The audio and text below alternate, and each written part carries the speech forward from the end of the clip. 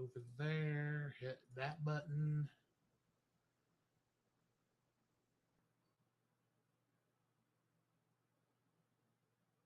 Okay, we should be live everywhere now. Nice.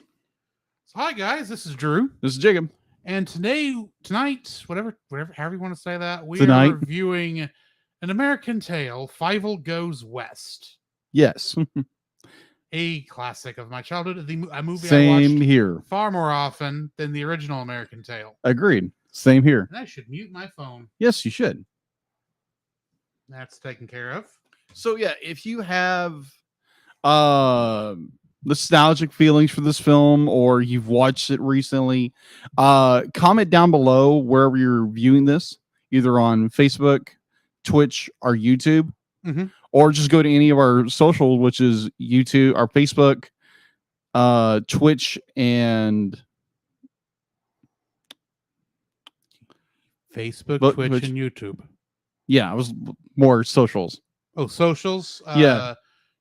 Instagram, and Twitch. Does it- Or no, Twitter. Does- Twitter. I'm sorry. Twitter. We do actually update on Twitter, I think, more than we do Instagram or the other one. One of those. we Anyways, still haven't gotten Instagram hooked up to our actual Facebook page. Not yet.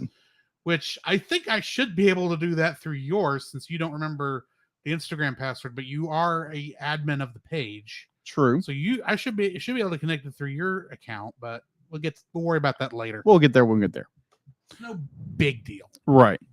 So yeah, guys, we are going to review An American Tale: Fievel Goes West. This came out in 1990. I think it was 1991. I'm doing the notes on it here, so it should be able to pull up in. It should be on your notes. Yeah, it's on my notes.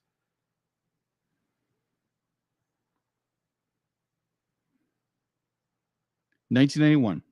I was thinking it was 91. Yeah, it had to be 91, considering what it released on the exact same day in theaters. Mm. Do you know what released on the exact same day in theaters? Hold on. From their competitor, from their largest competitor. What was that? Beauty and the Beast. Of course. The movie that John Cleese passed on so he could be in this movie, because he was originally supposed to play Cogsworth. Oh yeah, that's right. He was. That would be an entirely different movie with John Cleese as Cogsworth. That would be. Oh my gosh. But instead, he was Cat Wall. Yowl. Yowl. That speech annoyed me. It's like, it's y'all, not yowl. It's y'all.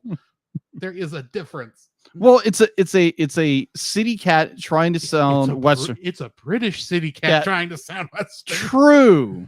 Y'all. Yowl. Oh, man. Oh, me. All right, so we are live. Yeah, we are live.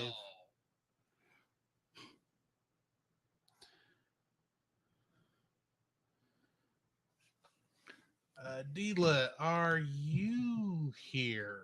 Not yet. There she is. There we are.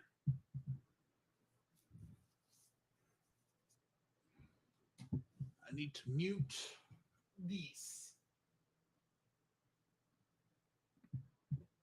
Yeah, how do we sound? I'm just curious. You had it up playing on yours. That is true. I did. Yeah, how do we sound? I'm just curious. You had it up playing on yours. That is true. And I need to speak more into the microphone. You do. But and we both need to remember to do that. Yes. Because when you get to reading from your iPad, you forget and you kind of look down like this, and so the sound is going past the microphone. Mm-hmm. But so maybe I need to, go down here and talk a little lower. Let's try this.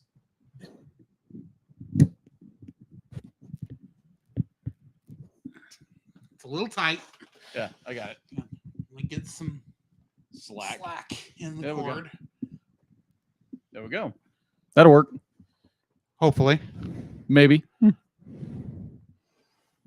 How do you like me now? Now that I'm on my way, you still think I'm crazy. Standing here today. I couldn't make you love me, but I always dreamed about living in your radio. How do you like me now? We're going to get a copy strike from Toby Keith. No, we will be for Toby Keith. He doesn't work for that record company anymore. That is true. Oh, me. Either way, yeah, I am definitely looking forward to this review. There again, I think Drew. I keep calling you Chaser Drew, and I have no idea why. We're entirely different people. I know this. We have similar interests, sure, but anyway, like Drew said before, he has like very large nostalgia feelings towards this film. So do I.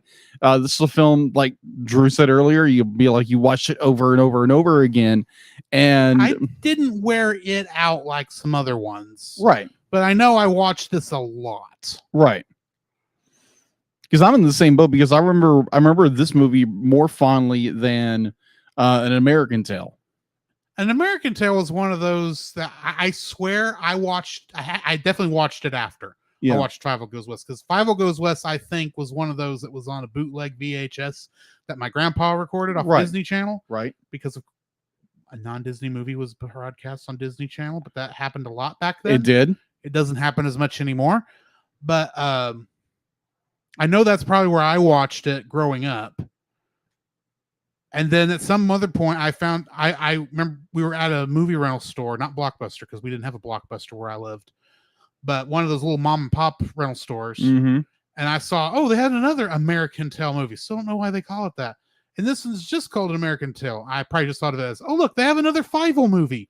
I want to watch the other Fievel movie. And bless Don Bluth's heart, it does not hold the same place in my heart that Five Goes West does. True. Yeah, because these two films they're similar, but the stories, they're very different. They're very different. Very different beast. For one thing, I had forgotten this movie does not ever give you time to breathe. No, it doesn't. It is nonstop. I would say this. It does slow down a little bit in towards the latter part of the third act, where the training montage. It kind of slows down there a little bit. And I thought the training montage was at the halfway part of the movie. I thought so too. And it's like, dude, there's 15 minutes left in this movie, and you're just now getting to the "it takes a great man to be a dog" scene. It's like, this should be earlier, shouldn't it? Agreed. And I forgot about Dancing Buffalo Bones. Oh gosh, I love that.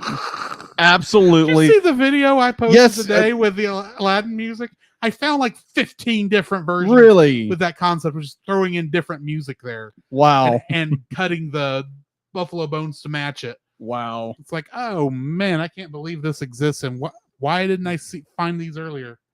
Oh, one of them was to Ghostbusters. Really? Yeah. Cool.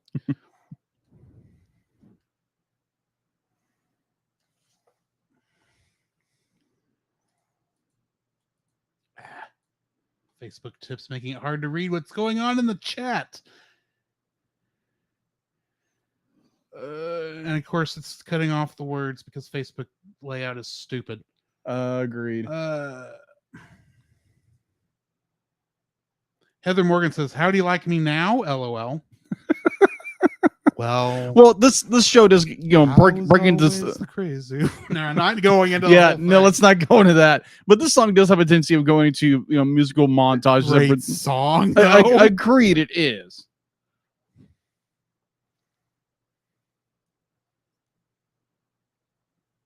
So I was scrolling through Twitter. I was scrolling through Twitter earlier, and I noticed that Dallas. What is Dallas's last name? Mora. Dallas. Sorry, Mora. I had to go through like the whole thing. Dallas Panda something Mora. Yeah. Dallas Mora from Geek Devotions. Like, he started a new podcast called The Gundam Watch. Yes, that is actually starting tomorrow. Yeah. And I started listening to it, and I was like, oh, because there's his first review is tomorrow, I should say. Yeah, there's a small part of me that I actually do really enjoy Gundam, because the first Gundam I watched was Gundam Wing, which I think was most people's introduction to the Gundam universe. I know of Gundam Wing because I remember being advertised, but it was on at a weird time when I couldn't watch it. So do you know what my first Gundam was? Gundam G? G Gundam. G Gundam. Mobile Fighter G Gundam. The most crazy one out there. Agreed. And I actually kind of like it. Oh, funny. Where else are you going to get a Kangaroo Gundam? That is true. That wasn't in the show. That was apparently in the manga. And I'm thinking, why did you leave that out? Wow.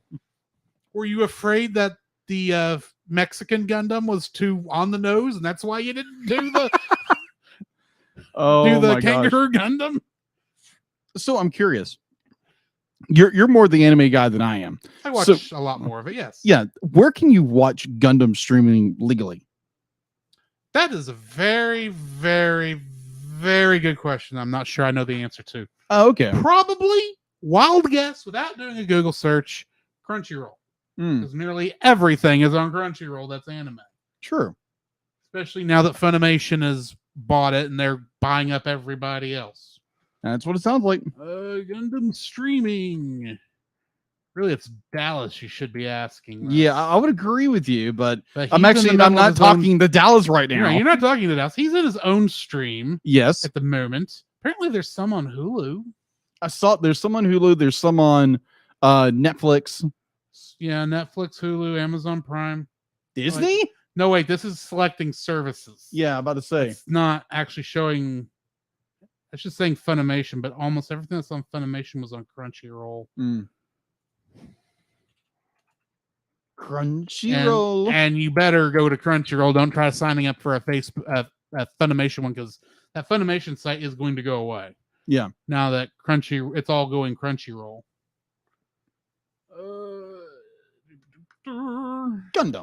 Gundam.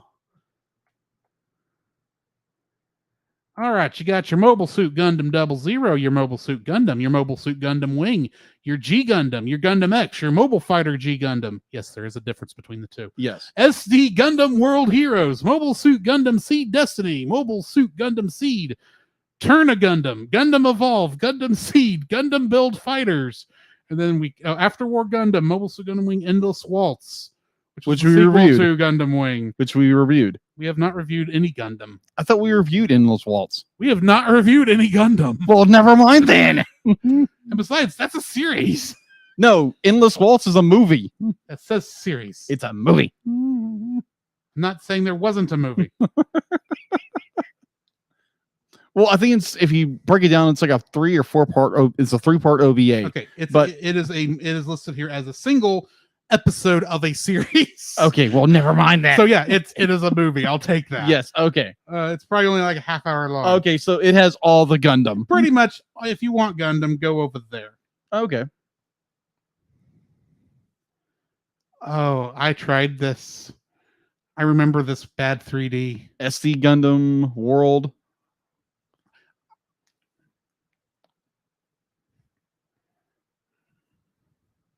Skip ahead.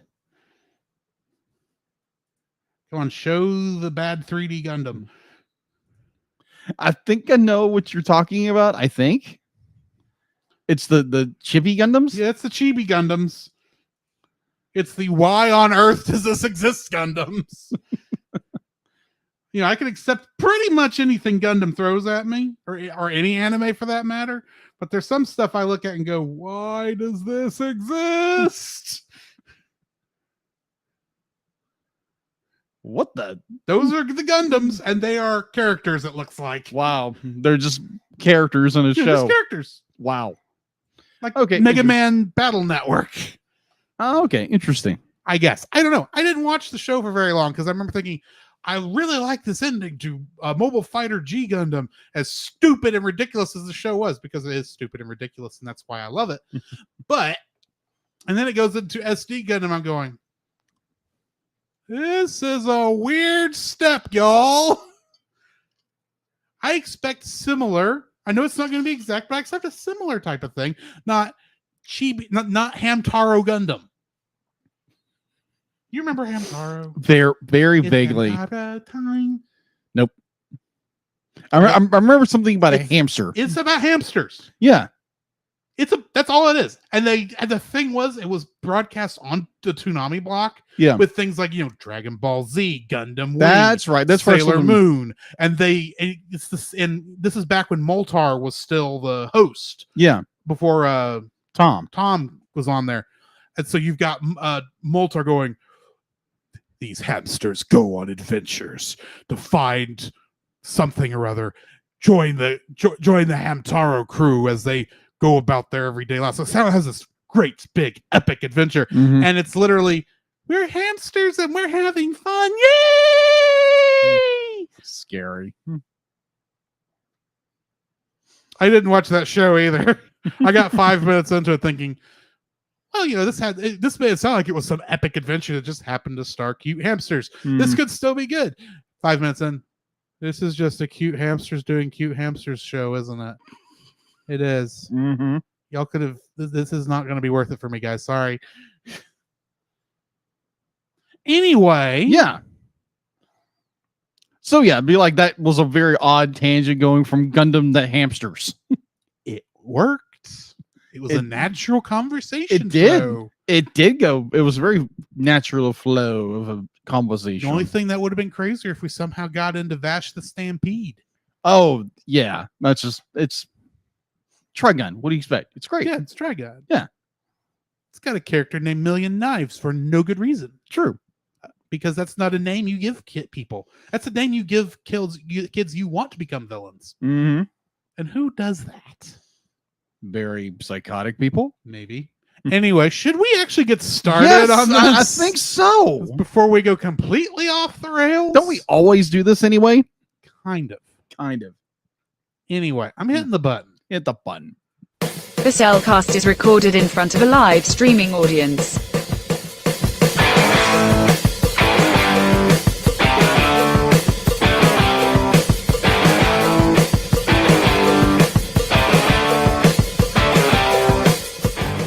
Hello and welcome to another episode of The Cellcast. Joining me today is not a man, because any man can be a god, but it takes a great man to be a dog. Welcome, Jacob. Meow. I said dog. You are not tiger. Woof, woof. Wowie, Yippee, yo, yippee, bow, wow, yippee, yo, yippee. Anyway. Why, thank you, and let me introduce our co-host. Oh, man. A man who just wants to go into the Wild Wild West. Welcome, Drew. Way out west, there's something happening. I don't actually remember the song. For some reason, the train starts the song off by saying the same words over and over again. Way out west, way out west, way out west. I don't know why that throws me off. They should not have put that the train said that in the. It was interesting. Closed captioning. Really? The closed captioning credited it to the train. I'm thinking, this is not the kind of movie where the train actually talks. Yeah. I'm sorry. That would be. But anyway. Yes. How are you doing, Jacob? Man, I'm doing pretty good. Yeah. It was pretty good. It's been a pretty good week. Trucking along so far. Can't wait for the weekend. Right. Going to a ball game actually this weekend. Apparently I'm going to join a bunch of guys with, what is it? Barbecue, something to do with alcohol, board games, and bros. What is this? This is something that my brothers, cooked up, and it's just like it's a guys' weekend. It's a guys' weekend. I'm only going to probably make it like one day, like Friday night probably, and then you'll show up at the last minute half drunk to getting the church van to drive to. Oh yeah, sure. No, yeah, sure. Yeah, you're not driving, by the way. I'm not an alcoholic. Remember this. Yeesh. I am just messing with you. There's no way you would show up to an event that your girlfriend is probably going to be at. She's not going. Never mind. Never stinking mind. Oh my gosh. But yeah, like I'm definitely looking forward to the weekend. I get to sit in a box tomorrow, which is always fun at work. I thought you preferred that. I do, but it's just more, it's a change of pace. Mm-hmm. And you're stuck in a box all day. And I'm stuck in a box all day as it is. That's true, but yours is a bigger box. Not much. But- My cave is not that much bigger than what you've got. Oh, okay. It is a bit bigger. Yeah, don't get me wrong. I am very grateful. I am very happy my cave is air conditioned. Yes, same here. Especially right now. Yes. Yeah. Living in Texas right now, it is humid. And that's saying it lightly. I will say this. The low is hitting us at like 7 o'clock in the morning. That's Mhm. when we're at the low of the day. Yes. And it is just below what I would consider the comfort line Right. at 7 o'clock in the morning. So the rest of the day is just going to be hot. Mm-hmm. Glad I'm in the air conditioning. That is so true. And it rained a little bit today, which is Yes. awesome. Not enough. Praise the but- Lord. yeah. But yes. So yeah, that has been my week, and I'm looking forward to the weekend. How about you? I've had a good week. Yeah, I've had a good week. I finally got another episode of Untangling Kingdom Hearts made. It will release in the morning. Good. I got behind for a week, That happens. but it happens. And I technically I released 2 episodes this over the weekend. One Really? for our regular show, which was Uh-huh. our Trolls episode, Yes. and then our League of Super Pets reaction got released this weekend. Awesome. Plus, I virtually attended a wedding. Virtually attended a wedding. Yes, of one of our Culture Box Oh, Uh, yeah. crewmates, co-podcasters, Yeah. whatever the term is. Yeah. Francisco Ruiz married Ashley Cronenbitter on Sunday, and I Yeah. watched over Twitch as they did that. Nice. Congratulations, guys. Yes. So yeah, that was fun. Yeah. I would say the art that I did for It's the only time I've ever been to a wedding in very comfortable clothing, I'll say. Oh, okay. So I if you guys listen to the Trolls episode, I did that art. I absolutely loved doing that one. That was so much fun. And it got so much traction on Twitter. It's I not thought even a funny. lot of the one that got traction wasn't the Trolls one, but it was the other one that you did. That I could be wrong. I could have sworn I saw a different one than that one. Mm. I've been wrong before. I'll be wrong again. I just can't think of which one it is. I'm trying to bring It's it up a- right now. It's all right. Oh, the Turning Red one. Which is this one? Yeah. You put Turning Red, and I'm thinking I did. Turning Red. Never mind. Because her name's Red. She's turning into a Yeah. werewolf. I get it. That was a fun album art to work on Yes, that was. because On your end too. because the way you had to draw it because of the limitations of your canvas. Yes. The two of his fingers got cut off. Right. And I couldn't expand it to where those two the hand was going off the canvas on Mhm. the album art, because then his head would get cut off, Right. or it would have Red's head but no body, which may have worked, but I didn't like it. Right. So I had to play with that one a little bit to get the one you saw. Mm-hmm. There is a if you've never done graphic design stuff before, there's a little thing you're taught called balance. Mm-hmm. And it's not talking actual balancing stuff, but a visual balance. Yes. And because of the height of Werewolf Red, Mm-hmm. it felt a little right heavy as I was making it. So I had to find something to go in that other corner, True. since I had the logo blocking the hand. Mm. So, and then that caused me to change the background color and have to find the Cellcast album art work file that I have probably not actually messed with in 2 years, Hmm. and find where I had that saved, because you know how files get lost. Yeah, they on do. a computer. Right. And so I found that, and then it's like, okay, I'll just go with kind of a black and white, and then I'll put that picture of the moon I took last year, and I'll put that actually used for the Addams Family album art, Mm-hmm. and I'll put that like right there where the lines come together. Oh, but now that looks the art, it doesn't fit the motif of his art style. Isn't there? Let's go into Photoshop's Artist problems, right? people? filters and see if I can get it to convert it to like a paint daub sort of a thing. Right. I don't think I got to where it looks exactly the way I wanted it to look, Fair. but it was close enough. Gotcha. Because let's face it, what artist is ever completely happy with their That work? is so true. That is so true. But anyway, for anyone who's ever wanted to hear me gripe about doing what I enjoy doing, but yeah, I did that. Played some games, did the normal stuff. We had choir start back up last Wednesday. Thank goodness. I was starting to feel a little left out of church. I'm kidding. I wasn't feeling left out. But yeah, so that was fun. Good deal. A little loose? A little. I'll have to check this part of the audio to see if you can hear that nut turning.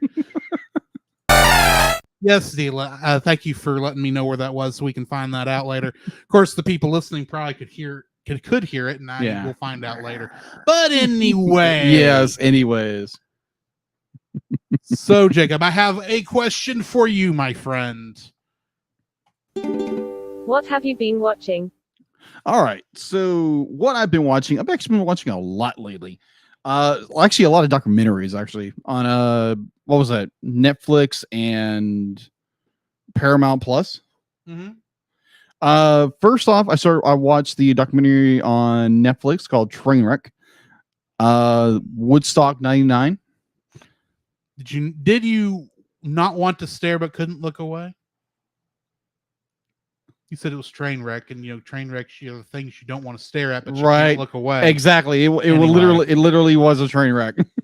Gotcha. Yeah, and what you said, yes, completely. It's just like, oh my gosh, this is getting bad. I want to turn away, but I just can't. Right. It's the if you don't know, Woodstock, there was Woodstock 69, yes, which was the peace and love and event, and then among other things. And then they wanted to recreate it in 1999. Of course they did. And then this just turned into a hellscape. Let's just say that. If you're going to watch it, go watch it on Netflix. If you subscribe to Netflix, it's really good. Based on my general thought when it comes to that kind of level of gore, to gore and your description, I'm going, no, I think I'll skip that one. Yeah, it's a lot of I'm not that good with gore that I can actually. Well, there's no gore per se. I say gore in terms of blood and guts and such. No, there's no blood or guts. But you can see people in pain. No, maybe I use the wrong descriptor. Okay. This is it's a festival very similar to the 1969 concert, except what I described as a hellscape is you had people who were being treated not very kindly by the people who were running it, and they literally went on a tirade of literally burning the entire thing to the ground. See, you said it was a train wreck, and I half expected it to be, because I really know nothing about Woodstock 99. Mm-hmm. I was like, was there a train wreck outside of Woodstock 99 during the concert? Because that would be horrible. Oh my gosh. All right. Anyways, moving forward. So I watched the Rise of the TMNT, the movie, and I understand a little bit of the series. It's kind of hard to I need to watch the entire thing, but watching this film standalone, it was really enjoyable. It was a lot of, let's just be frank, body horror. Like, you had characters like people getting taken over by this world's Krang, and just like, oh my gosh, this is body horror beyond belief. And I kept thinking, it was like most of the weekend, kept thinking, it was like, the thought kept interceding with, and it's like what series that I watched was just body horror? And I was like, no, it was the TMNT movie, and this was a very children's film, a family show, but it was really good. I was like very surprised how they did this, and I appreciate what they did with the character swap. If you know what I'm talking about, good on you. If you don't, go watch it. But I enjoyed it. I thoroughly enjoyed that. I would recommend it to, if you're a Turtles fan, you're probably going to watch it. If you're not kind of a Turtles fan, you're kind of those people and it's like, oh, I like pop culture. Yeah, go watch this. It's good. So there was a character swap at one point.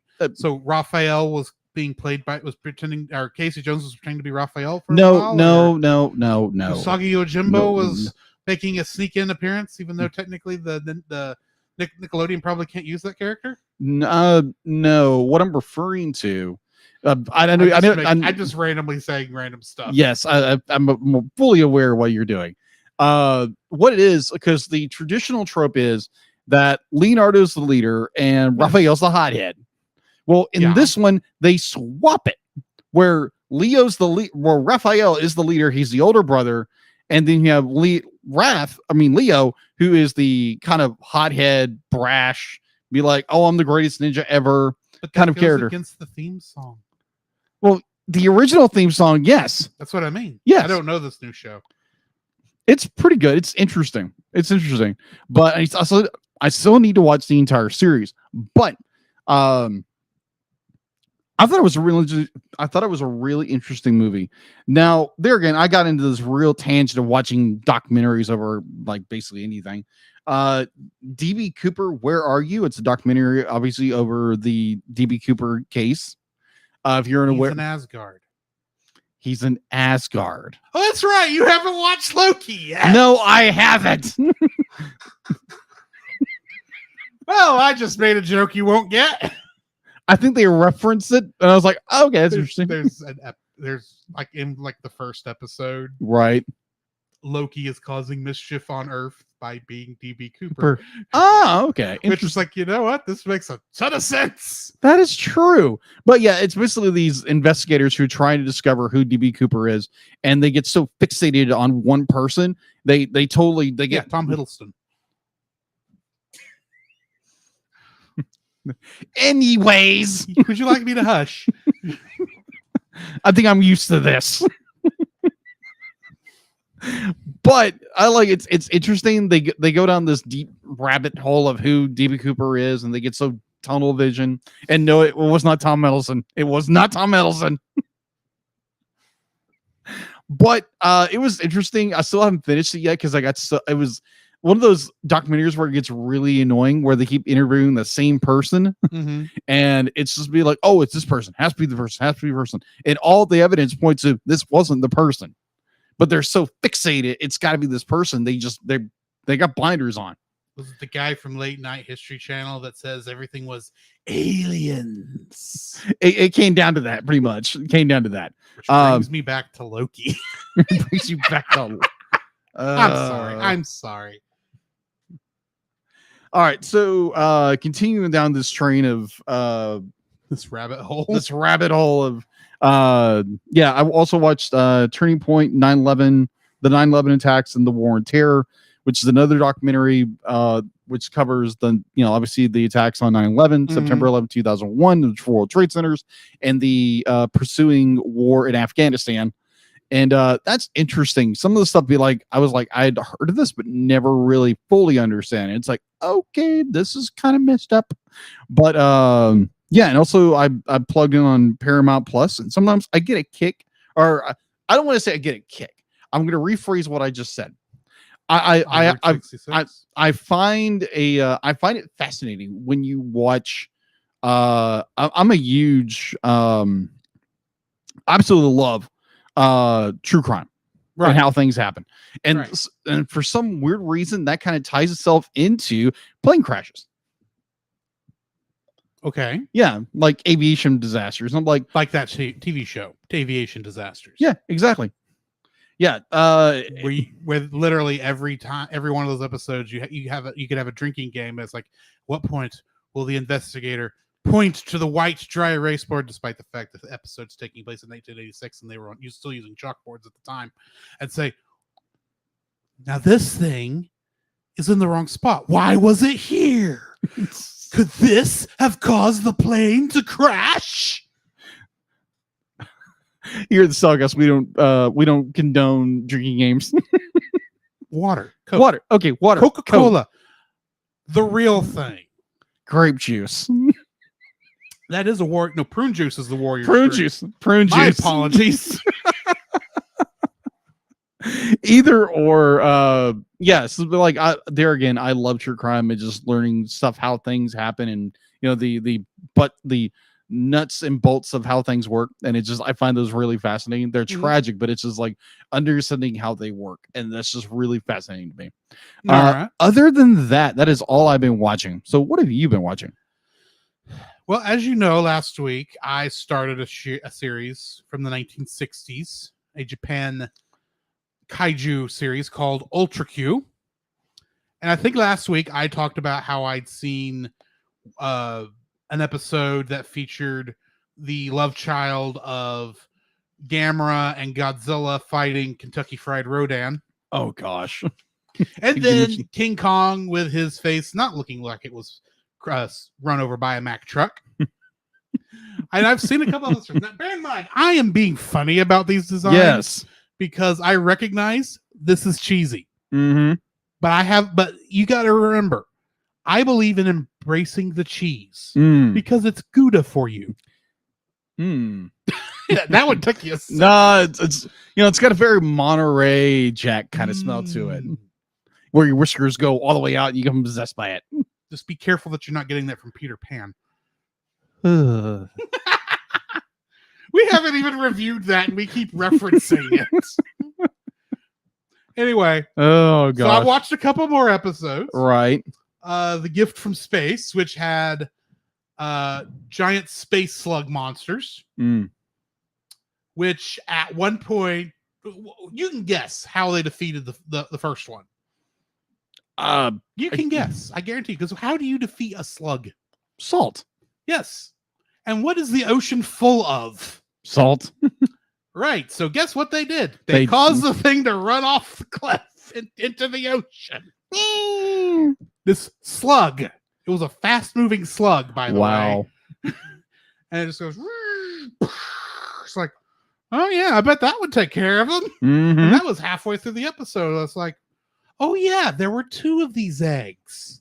Where's the other one? Oh yeah, he gave it to the lady reporter as a gift, and it's hanging around her neck.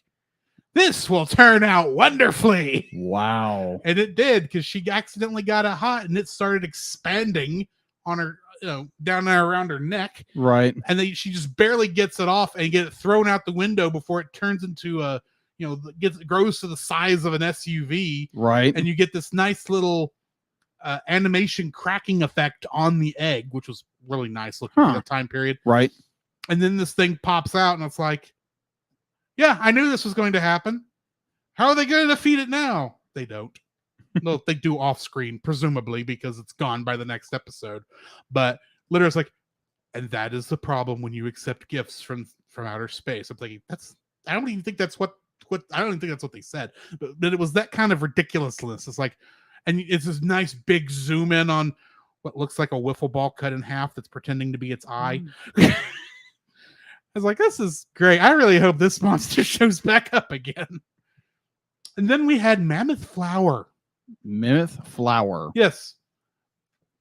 He was a Mad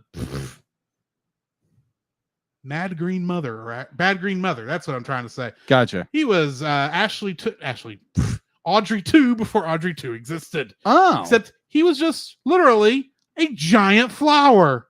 It had roots that went out and grabbed people because they were sources of water in their blood. Ew. And it drank from that. But literally a good half of the episode is watching this giant flower come up out of this building.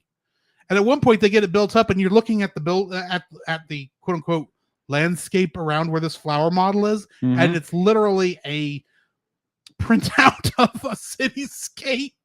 It is as flat as a matte painting that they set this model on. Wow. Except the model of the building. It's like, I bet you this wouldn't be as noticeable on the CRT television. But man, is it noticeable on my 1080p on Blu-ray. Right. And it had a lot of good stop motion animation for showing the flower blooming, which was nice. And then, of course, the pollen came out and go, oh, look, it's springtime in Texas. Because look at all the pollen. Mhm. That's kind of what it looked like. True. It was a kind of a goofy episode. And they killed the thing by sucking up all the carbon dioxide or tainting all the carbon dioxide so that the flower couldn't breathe it in. And then setting the flower on fire. Because of course. You know. Then there was Pegila was here. This was the first time they were on someplace other than Japan for the monster to show up, namely the South Pole. And so I see a name like Pegila. I'm seeing they talk about how the thing that can stop the monster from attacking them is this compound called Pegumine H. Okay. The monster is causing temperatures to drop down to like 100 degrees below zero, which I don't think you can actually get to. As I think that's colder than the vacuum of space. And then somehow when it fires its cold beam, it somehow reverses gravity, so everything flies up. And I'm sitting there going, this is going to be a penguin kaiju, isn't it? I'm expecting to see just a giant penguin coming up out of the mist to attack these people. Right. I get near the end of the episode, and it's not a penguin. It's a walrus. But the walrus has wings. And I'm going, this is both hysterical and terrifying at the same time. And then we had Grow Up Little Turtle, which was literally a knockoff of Gamera. Now, you don't remember who Gamera is, do you? 'Cause you don't keep up with these. He's essentially he's Daiei's version of a big giant monster. I have no idea who Daiei is. Another film company in Japan. Okay. But he's essentially the only thing that probably people think of in the same vein as Godzilla in terms of impact, even though he didn't have quite as many good movies. In fact, he didn't have any. Well, not till the Heisei era, which I learned from Monster Island Film Vault. But anyway, this was a ripoff of that because literally there was a kid who was wanting a turtle. Really? Who had this turtle. He was trying to feed it, and all of a sudden the turtle was big enough he could ride it. And he rode it off into what they call like a celestial temple or something.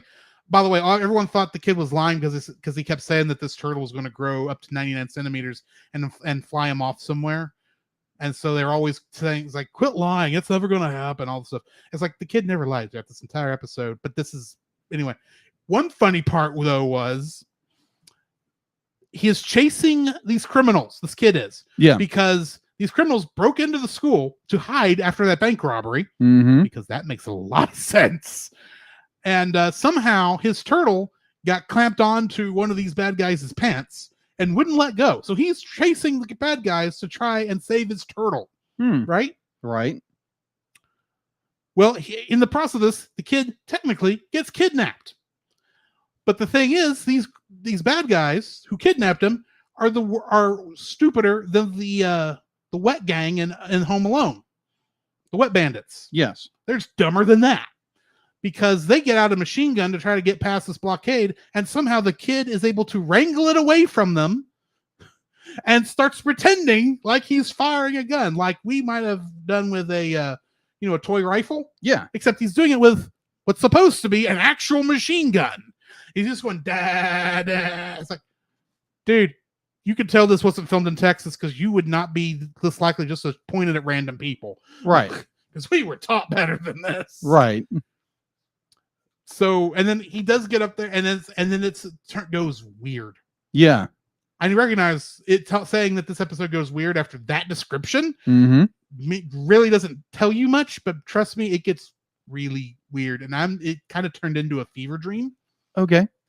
So I'll just move on from there to SOS Mount Fuji. Okay.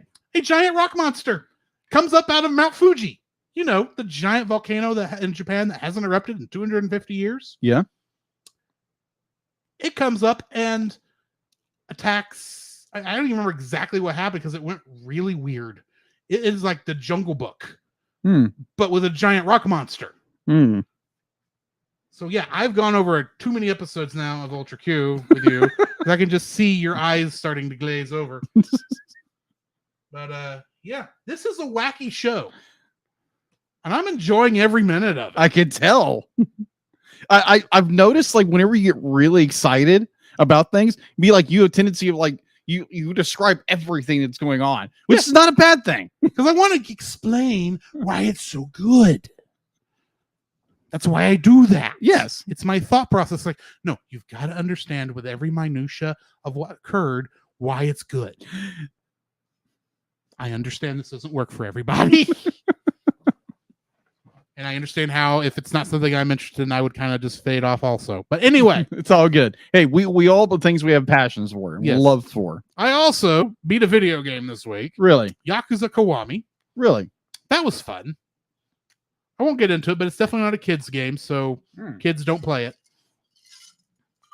It's different, but Gotcha. I enjoyed the fool out of it. So, yeah. Good deal. Alrighty. So, Jacob, it's time we need to jump into the news. The Cellcast News with your host Jacob Heron.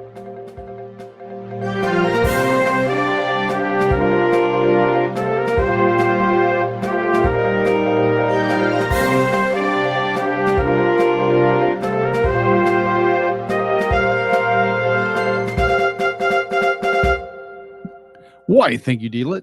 And starting off with the news, Paramount Pictures has released the release date for Sonic the Hedgehog 3, which will be December 20th, 2024, which will, if you're a fan of the Smurfs franchise films that have come out in the last recent memory, Does not bode well. the Snurfs. The Snurfs? That was a different group that Hanna-Barbera made. Yes. The Smurfs. There was a Snorfs. Doesn't Yes. matter. So apparently this movie has been pushed back. The studio has shuffled its untitled Smurf animated musical. Yes, it's a musical. No. After how well Trolls has done? Yes, this movie is going to be pushed back until February 14th, 2025. So if you were like itching at the bit to watch the next Smurf film, it's gonna be a couple of years. So going into other news, we've got more information on the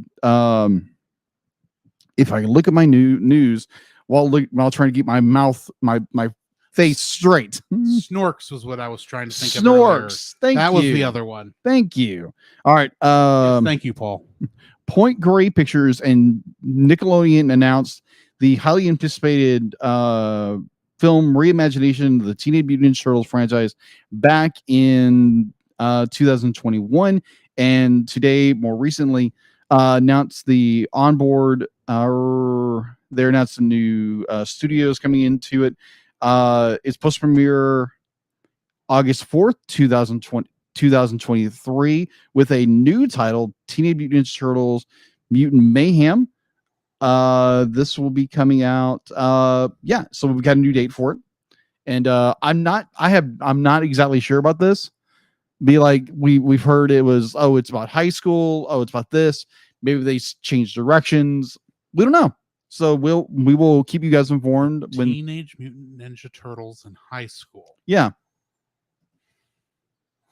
I've heard of Stranger Concepts. Right. All right, so going into a little bit more news, or if I can find it. All right, so do you remember the movie Cool World? Yes. The one with Brad Pitt and I animated watched the whole thing. You did? I wish I hadn't, but I have seen the entire movie. Really? Ugh, So apparently, it's not good, oh, okay. Apparently, in my opinion. So on September 13th, Shop Factory will release Cool Ring Collector's Edition, marking the cult hit hybrid film first time on Blu-ray. And that one's coming out to Blu-ray. So if you're a big fan of animated films and want to snatch this one up on Blu-ray, it's going to be available. That'll be one to torture you with next year. Maybe. Maybe not. I'm just saying, if you're going into it expecting it to be Who Framed Roger Rabbit, but with a different company, Yeah. it's not that. Okay. It is not that at all. It is disturbing. Tasty. All right. So, audience, prepare to check out the first feature film from Skydance Animation with the folkloric musical fantasy Luck on Apple TV Plus on on April 5th, which was August 5th. That's what I'm going to say. August 5th. So yeah, apparently it's getting okay abuse. I'm not going to go into it because then that'll be like, oh, I don't want to watch this film.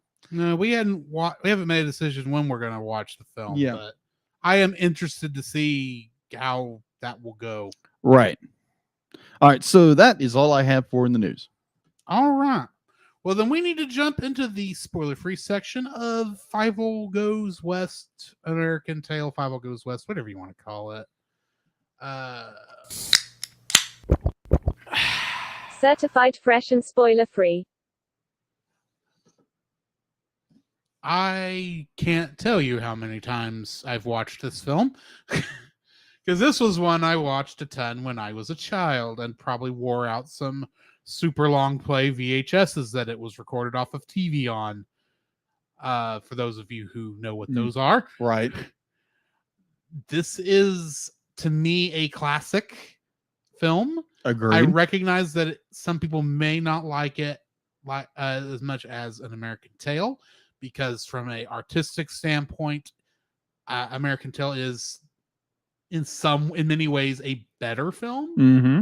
However, this is where my nostalgia lies, because there was parts of this I was like, oh my, I love this, and it's stupid, and I hate, and I don't care. There's just so much to love of this film. Mm-hmm. It's just one that I have a great nostalgia for. And honestly, I think if you have kids and you have not shown them this film yet, do it. Agreed. Get right down to it. It's got a lot of great parts. You don't even have to. It doesn't. Even the fact that they are returning is a sequel. Yeah. You don't have to watch the first movie to get this. No. At all. Yeah, it's a good setup. It tells you just enough of what you need to know. With any connections to the previous film are all done in very minor callbacks, including like there's a major character who was in the original first film, who is in this film, but he has no speaking lines. But he has a lot of cameo appearances. It was the one that showed him around New York when Fievel got lost there originally. He's in this film. Yeah, Tiger. No, not Tiger.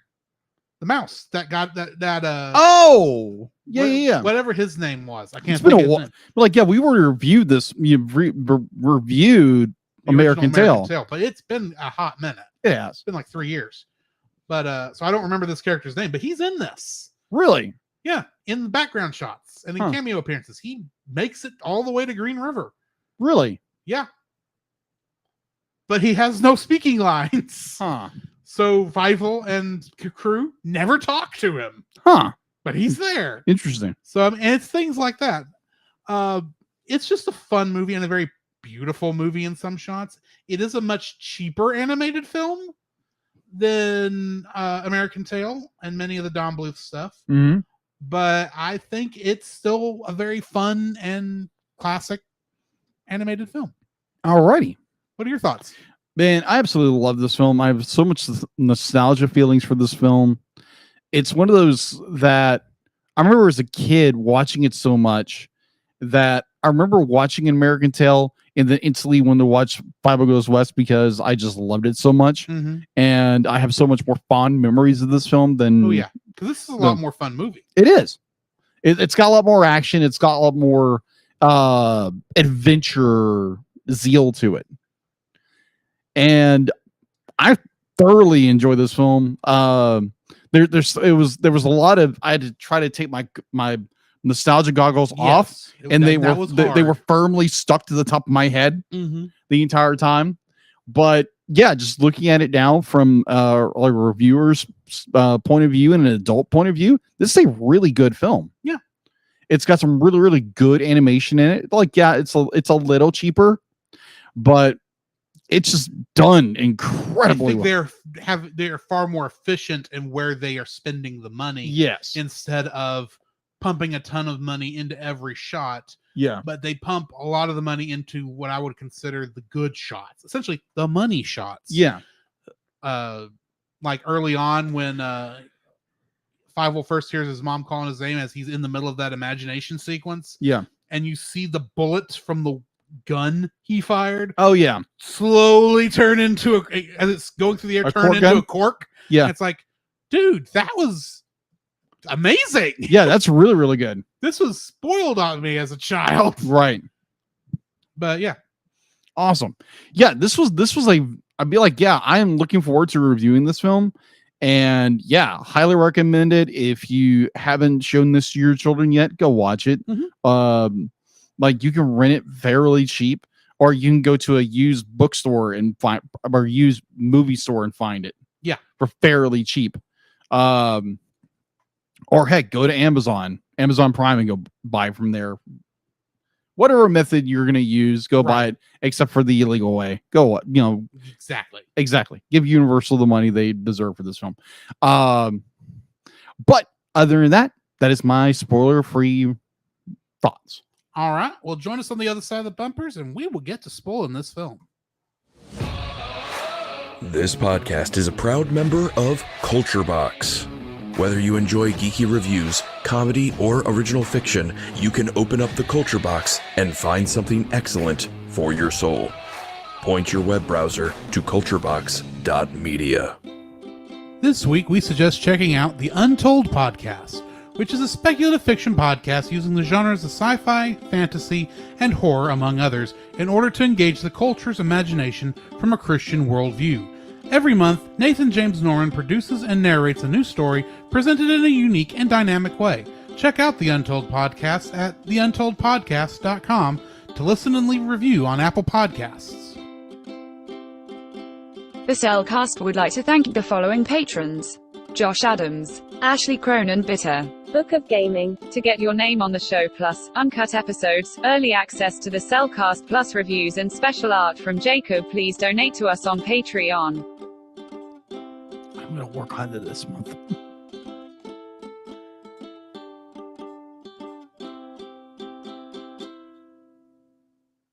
I just realized something. What's that? One of those names is not right anymore. Okay. Because Ashley Cronin Bitter is now Ashley Ruiz.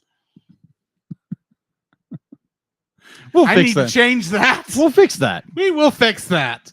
All right. So going into our commentary, I did notice on Facebook that Heather Morgan did say that Frozen 3 has been confirmed. Has been greenlit. It has. There's news going around that Kristen Bell, she was on to the Night Show, and she did not confirm or deny that there is a Frozen 3 is being developed. Now, granted, she's not speaking for the company. She's simply just stating neither confirmed or denied. That tells us a whole stinking lot. Yeah. So it's like, yes. So now people are running with the idea that, oh yeah, this definitely confirms that, the movie's, happening. It's like, it could be happening. The only problem is Disney hasn't confirmed it yet. And until Disney talks about it, it could be canceled without them really losing anything. Exactly. Because which then makes me wonder, why did they let Kristen Bell talk about it? They're not supposed to. Well, I think it was more she said it, but not in an official manner. It's like, the movie is being developed, but she really can't say anything about it. And so people just ran with it and be like, oh, that's coming out. It's going to come out on this day. It's like, that's why she should not have even said that much. I would agree with you on that. Now, I don't know what this is like Mark Ruffalo and Tom Holland going on a thing and accidentally spoiling Avengers Infinity War 3 years before the movie came out. because they spoiled it. Mm, It's that sort of thing. yes. But yeah, I wanted to bring that because I did read the article where Kristen Stewart did talk about Frozen 3. Kristen Bell, you mean? Kristen Bell, that's what I meant to say. Kristen Stewart was a different person. Yeah. But Kristen Bell is like, yeah, she did be like, yeah, they are working on Frozen 3. But for people to say that, oh yeah, it's definitely coming out when Disney says it's coming out, and then we can talk about from there. Right. But I'd be like, yeah, I can imagine, but like, if you're excited about, Frozen 3 coming out, heck yeah, you're going to grab any kind of news you can, which is understandable. You know what I want? Tangled 2. I don't care as much about Frozen 3 as I want Tangled 2. I don't know how you work it in with the rest of the Tangled multiverse at this point. Yeah, me either. But I want Tangled 2. I guess technically that is what the TV show is. But anyway. It's just a continuation, but either or. But yeah. Yeah, thank you, Heather, for bringing that up. Yes. Paul J. Powers says Disney probably has about 20 movies being developed at any time. Oh, yeah. Only a few ever see daylight. That is very true. Very, very true. He also said, in talking about Five Will Goes West, it says, if only the whole movie was animated like the first few minutes. Oh, if gosh. only any animated movie was animated like the first few minutes. Very true. Five Will Goes West. Yes. Oh, my gosh. I'll grant you that. I still love this film. Yeah, it's still good. Yeah. Anyway, Yeah. you ready to jump into the full thing Yeah, here? let's do it. All right. Adila, give me a mark. The following is a spoiler-filled review for the movie An American Tale. Fievel Goes West. Listener discretion is advised. Better question. Why do I not have the notes up when I knew I was going to immediately need them when I finished that? Yeah. Okay. An American Tale, Fievel Goes West, was directed by Phil Nibelink, who also directed We're Back, a Dinosaur Story. Really? That cinematic masterpiece. So just dripping with sarcasm there.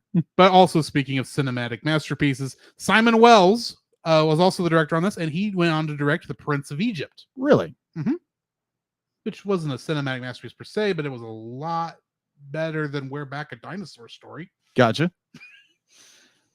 It was written by Flint Deely and Charles Swenson, with characters created by David Kirshner.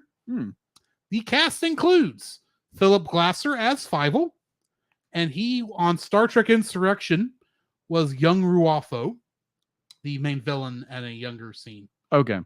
I know you wouldn't know who that was, and Insurrection is one of my least favorite Star Trek movies, but literally, Philip Glasser did not have much to pick from on his cast list. Okay. That was not Fievel. I gotcha. Jimmy Stewart Oh, gosh. played Wiley Burp, That name so cracks me up. and he was Ransom Stoddard in The Man Who Shot Liberty Valance. And every other great film that man was ever Pretty in. much, but that's my favorite one of his. Yeah, wasn't this one of his last films he did? We'll get to that. All right. Erica Yon played Mama, and she was Madame Ruby in Pee-wee's Big Adventure. The Tim Burton film? No. The other Pee-wee movie. Oh. That was Tim Burton. That did Yes. that one. Never mind. Sorry. Kathy Cavadini was Tanya, both her actual acting and her singing voice. Gotcha. And she is probably most famous as the voice of Blossom in the Powerpuff Girls. Really? And let me tell you, after I learned this and I went back and watched a couple scenes, you can hear it. I didn't notice it on this other viewing, but when I went, that's Blossom? I was like, yep, that is Blossom. Anyway, Nehemiah Persoff played Papa, and he played two different characters on the television series Rawhide. Okay. Because there's a connection to this movie saying Rawhide, because Rawhide's the theme song is in the movie. Gotcha. Anyway, Dom DeLuise played Tiger, and along with other dogs and other goofy comedic characters. Mm-hmm. He also played most recently Pizza the Hut in Spaceballs, the animated series. Wait, what? Yes, you heard me. Spaceballs, the movie, the animated series. Yes. Okay. He was the voice of Pizza the Hut. Wow. Just saying, wow. Yeah. I got to tell my boss this. He'll flip. Amy Irving played Miss Kitty, which I swear is as reference to Gunsmoke. Mm. And she played someone named Sue Snell in something. I didn't write down what she played Sue Snell in. So Adila, give me a mark right quick. You look that up right quick.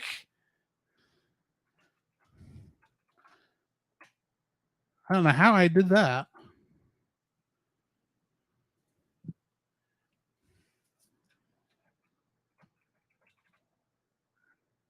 Oh, Carrie. It was the movie Carrie. Okay, Adila. Thank you. Let me start that one over again. Amy Irving, who played Miss Kitty, which I am convinced is a Gunsmoke reference, played Sue Snell in Carrie. Okay. You know, the one about the psychic girl who gets voted homecoming queen and they dump a bunch of goat's blood on her. And then she goes crazy. She burns everything to the ground. Yeah. That movie. I haven't actually watched the movie. That's all I know about it. So for all I know, Sue Snell is the girl who gets voted prom queen and then goes nuts. For all I know. John Cleese played Cat R. Wall. And you probably know him better from playing King Harold in the Shrek series, in the movies we haven't reviewed yet. Oh, okay. Yeah. But probably the rest of the world knows him as a member of the comedy troupe from United Kingdom of Monty Python. Yes. Most famous for a movie that a certain person in our podcasting network claims is not a movie. But I'm not naming names. John Lovitz was the voice of Chula, and he played Quasimodo in Hotel Transylvania. Oh, okay. And our Kingdom Hearts connections for this week. John Roche was a Foley artist in both Fievel and Kingdom Hearts 3. And James Thatcher played the French horn for this movie and Kingdom Hearts 3. This one was a little harder to find stuff, as you can tell. I can tell. Yeah. So what do we got in info and stuff? All right. So info and stuff. On IMDb, it has a 6.4 out of 10. Production was by Amblin Entertainment and Amblin Nation. Amblin Nation. Amblin Nation. Thank you. That's a hard word. That is a hard word to say. Amblin Nation. Thank you. Distributed by Universal Pictures. It was released originally on November 17th, 1991, and it debuted at the Kennedy Center. And it was released nationwide in the United States on November 22nd, 1991. It had an estimated budget. I had to look this up because it didn't give me where most of the time I get my information. I had to look this up. I had to do a little more digging. It had an estimated budget of $16 million. Its opening weekend was on November 24th of the same year. $3.4 million. Its U.S. gross was $22.1 million, and its world gross was $40.7 million. So yeah, it got its money back. All right, so going into home release, An American Tale: Bible Goes West was first released on VHS and cassette release on March 19th, 1990. Oh, nah. I'm getting tongue-tied tonight. This is bad. Yeah. Was released on March 19th, 1992. Upon its let's see it held for record for the I felt Adila, help me out here. All right. Starting from the top. All right. Going to home release. An American Tale: Bible Goes West was first released on VHS and cassette release on March 19th, 1992, upon its I always want to say 2000 for some reason, but it's not that. Upon its 1992 VHS release, Five Goes West held the record for the shortest theme to home video transfer, previously held by Batman 1989 and Robin Hood, Prince of Thieves in 1991. The video of Five Goes West topped the video charts for the week of its release, even when it was dethroned by the reissuing of 101 Dalmatians from 1961. Beginning in November 18th, 1994, because actually I do remember this was actually very interesting. McDonald's and a deal with MCA and Universal offer customers with a $2.15. You can definitely tell when the error in which this was this offer was a rebate for a video purchase of Jurassic Park if they purchase from McDonald's one of the feature tapes of its for $6, Five Goes West, Land Before Time, Back to the Future, Field of Dreams. Let's see. Five Goes West gathered its first United States television airing on April 13th, 1997 via the Disney Channel. Let's see. Which is probably where it was recorded on VHS for me. Probably. Let's see. On August 11th, 1998, as part of Universal Family Feature Highly Family Demand $15 million campaign to relaunch an American Tale franchise after its 6 years.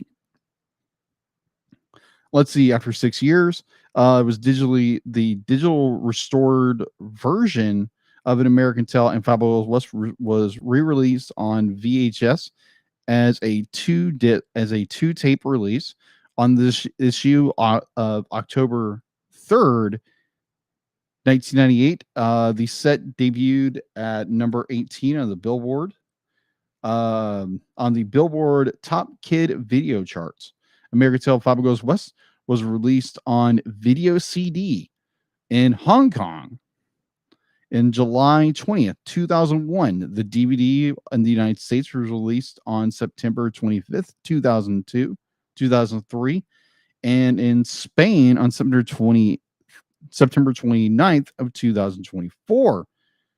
Let's see, the United Kingdom, its first appearance was in December 6th of 2006. Let's see, a similar 2-disc DVD collection was released in Spain and the United States. It was re-released in 2010. And you have just like a ton of re-releases over and over again. The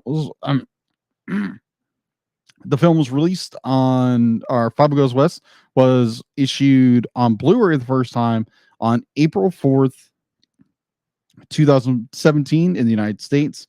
Unlike its previous home release, the film had a sequence edited.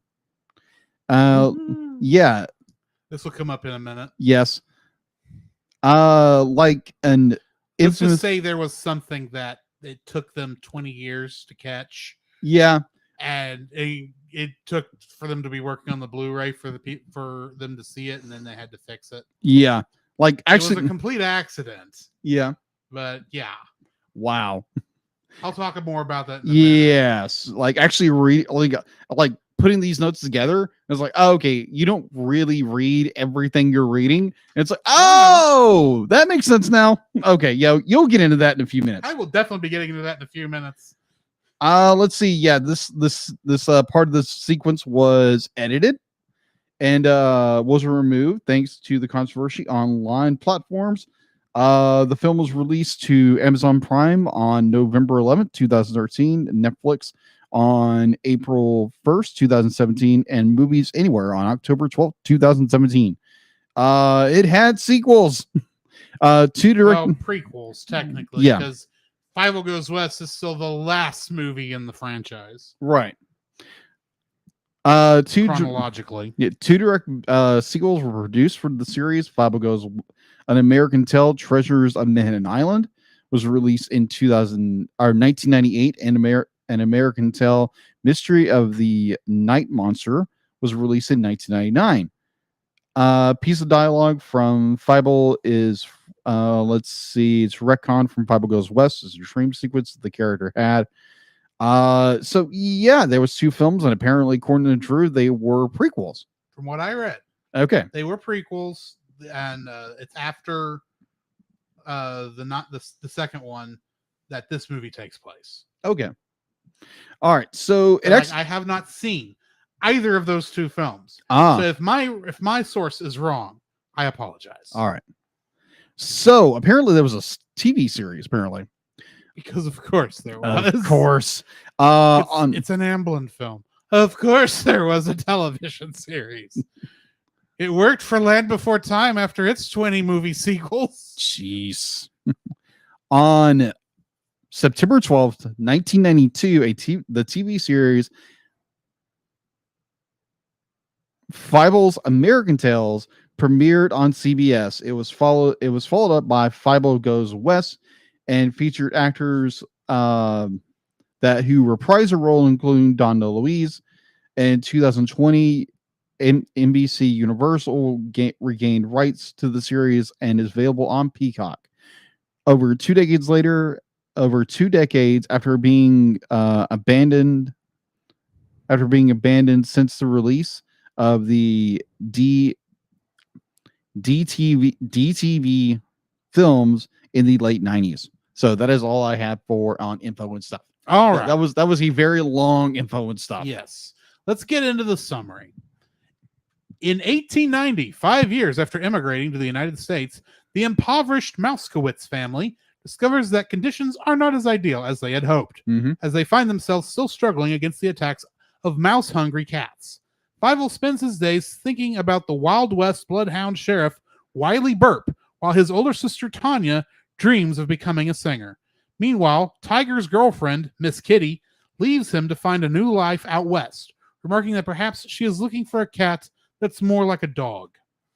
A British aristocratic cat named Cat R. Wall launches an attack on the mice, forcing them to flee into the sewers. There, they come across a mouse in a cowboy outfit who is in fact a mouse marionette controlled by Cat R. Wall, who tricks the mice into moving to a better life out west. Tiger tries catching up with his friends, but is thrown off course by a group of dogs. While on the train, Fievel wanders into the livestock car, where he overhears the cat's intentions to turn the mice into mouse burgers. After being discovered, Fievel tries to flee, but Cat R. Wall and his hench spider, T.R. Chula, I just got that pun. The name. T.R. Chula. That's as bad as Caterwall. Yeah. Strand Fievel in the middle of the desert. Devastated once again over his loss, his family arrives in Green River, Utah. When did they say this film was in Utah? I missed that. They never mentioned it was in Utah. It was Green River. Yeah. Hang on, this is a link. So is there an actual there's an actual Green River, Utah. Huh. We'll just pretend that's where they went. Okay. Upon arrival in Green River, Chula blocks up the water tower, drying up the river. That wasn't a river. That wasn't for a mouse. It was a river. For a mouse, it was a river, but that was a leaking water thing for the water train. Tower. Water tower for the train that was going to get patched, if not by T.R. Chula, was going to get patched up by the railroad workers eventually. I'm just throwing that out there. Right. Cat R. Wall approaches the mice and proposes to build a new saloon together, although intending to trick the mice into doing the bulk of the work and then eating them afterwards.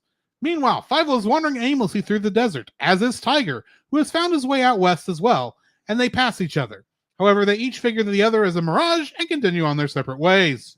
Tiger is captured by the local Mouse Indian tribe and hailed as a god. Fievel is picked up by a hawk, dropped over the Mouse Indian village, and reunites with Tiger. Tiger chooses to stay in while Fievel catches a passing tumbleweed, which takes him to Green River. coincidentally. He He reunites with his family, but they are oblivious to Cat Arwal's plans. Entering the saloon, Fievel overhears the cat's plan yet again and is discovered once more by Cat Arwal. Cat Arwal tries eating Fievel, but is thwarted when he hears Tanya singing. He sends Tanya to Miss Kitty, who is now a saloon girl cat, and she reveals that she came at Cat Arwal's request. She tells Miss Kitty to put her on stage, and Tanya performs for the cats. Meanwhile, Fievel is chased by Chula and briefly taken prisoner, but flees. Despondent, Fievel speaks with an elderly bloodhound sleeping outside the jail, discovering he is actually Wily Burp. Fievel convinces him to help and train Tiger as a lawman and as a dog. Though initially reluctant, Tiger relents at the suggestion that a new persona might win back Miss Kitty. They return to Green River to fight the cats, who attempt to use a concealed giant mousetrap on the mice at sunset during the opening of Cat Arwal's saloon. Tiger, Wily, and Fievel fight the cats, during which Miss Kitty and Tanya discover the trap. Tanya rushes to the mice and, using her singing abilities, helps them escape. No, she was completely worthless. But moving on. Seeing this, Cat Arwal uses a giant revolver as a makeshift cannon on the fleeing mice, but Wily Burp has Fievel intercept from Cat Arwal's attacks. When Chula takes Miss Kitty hostage, however, and insists Tiger escapes her, and the heroes use the mousetrap as a catapult to send Cat Arwal and his cats out of Green River. The cats fly into the air and land in a mailbag, which a passing train picks up and leaves. Meow! Enamored by the new personality, Miss Kitty and Tiger are reunited.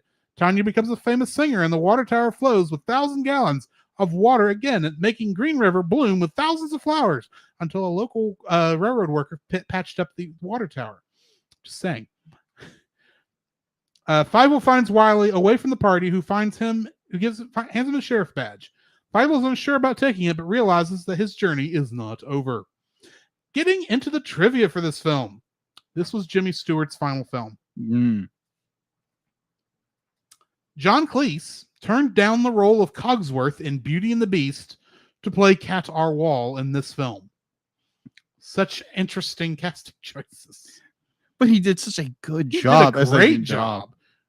And I honestly can't picture him as Cogsworth in the slightest.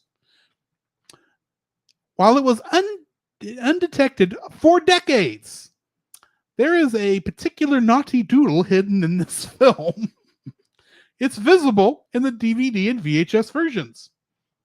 At the 46-minute, 20-second mark of the film, while Tanya is singing Dreams to Dream, this particular naughty doodle appears in front of her face for one frame. It is very obvious that when the animator was facing Tanya from the animation paper onto the cell paper, or tracing Tanya from the animation paper onto the cell, he messed up her nose, muzzle, and mouth teeth, turning the cell over backwards to retrace her without clearing his mistake, as the mark was in ink. Oh, and he didn't bother discarding the cell due to product expenses, leaving this unintentional Easter egg for so long. However, it was finally removed in the Blu-ray release. Wow. So, yeah. Dude. Double check your art. That's all I'm saying. Yeah, agreed. Always double check your art. This film was released on the same day, November 22nd, 1991, as the Walt Disney animated film Beauty and the Beast. Ouch. I almost didn't stand a chance. Owing to creative differences, Don Bluth parted ways with Steven Spielberg, with whom he had directed the original An American Tail in 1986. Surprise, surprise. As well as the first 13 Land Before Time films. With no Bluth in sight for the sequel, Spielberg instead relied on Phil Nibbelink, a former Disney animator, and Simon Wells, the grandson of science fiction author H.G. Wells, to direct the project. Steven Spielberg personally came to Jimmy Stewart's sound booth at Interlock Studios to direct him. He is uncredited as a voiceover director, though. I won't know why you would credit him there, but anyway. Right. Dreams to Dream was originally recorded by Celine Dion, but the producers favored Linda Ronstadt, who sang the theme song Somewhere Out There in An American Tail, 1986. Right. In an interview with the Rubber Onion Animation Podcast in January 2016, Mm-hmm. Don Bluth claimed that following the release of An American Tail in 1986, Steven Spielberg sent Kathleen Kennedy to their studio in Ireland to propose making a sequel, but to do it for less than the original $9 million that it took to make. That studio advisor Morris Sullivan told Bluth that they could not do it for less than the original's budget. Yeah. According to Bluth, Kennedy asked him, "Are you sure you want to say no?" And Bluth replied, "I think we have to say no." Bluth states that Spielberg then animating the film at the Amblimation studio in London ultimately cost a heck of a lot more than if Sullivan Bluth studio had done it. Mm. How would he know that? Who knows? When Fievel is riding on the tumbleweed, the song "The Theme from Rawhide," the television show, is being played in the background. It is actually the version that was sung by John Belushi and Dan Aykroyd in The Blues Brothers, Really? which featured a cameo appearance by Steven Spielberg in it. And I double-checked this. In fact, I didn't really have to do too much double-checking because I was watching, I always let the credits roll after the film finishes because, I always want to catch stuff. Yeah. And I'm watching through, the music credits, and it gets to the theme from Rawhide. It shows, the writer of the song, and then it said, performed by the Blues Brothers. I'm thinking, okay.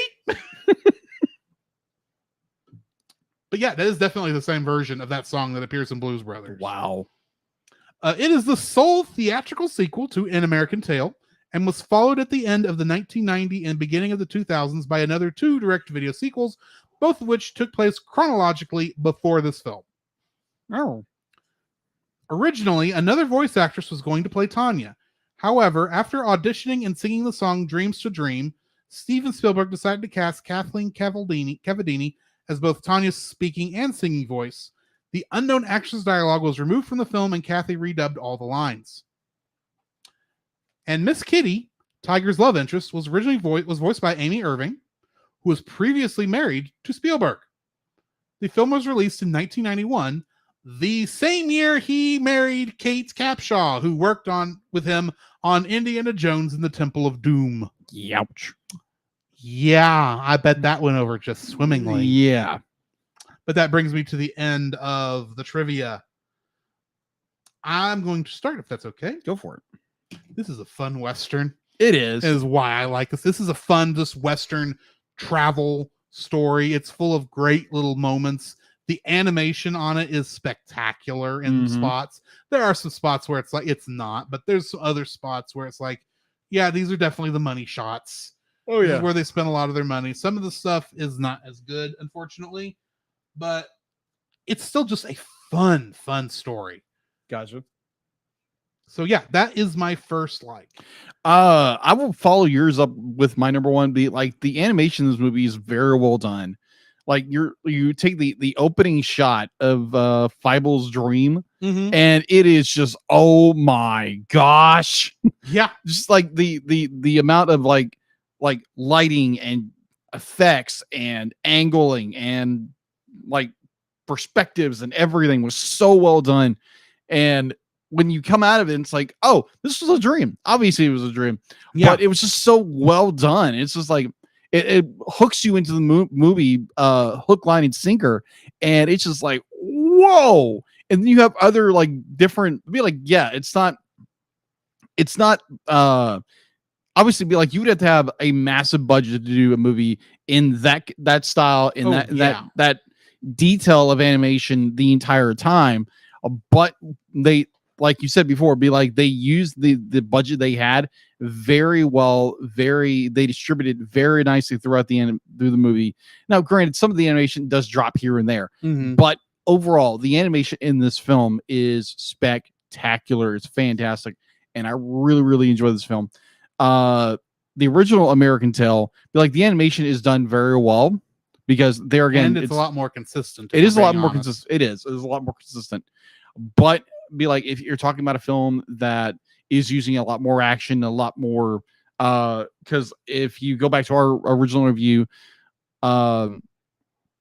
And American Tail really wasn't much. It was more of like a melodrama in a way, that it was just be like, I've got to find my family. And they use a lot of the same tropes in this film, but they use a lot more of this is a 90s action movie done very well, and it's a Western. Yeah. So it's done very well. So yeah, it's my number one.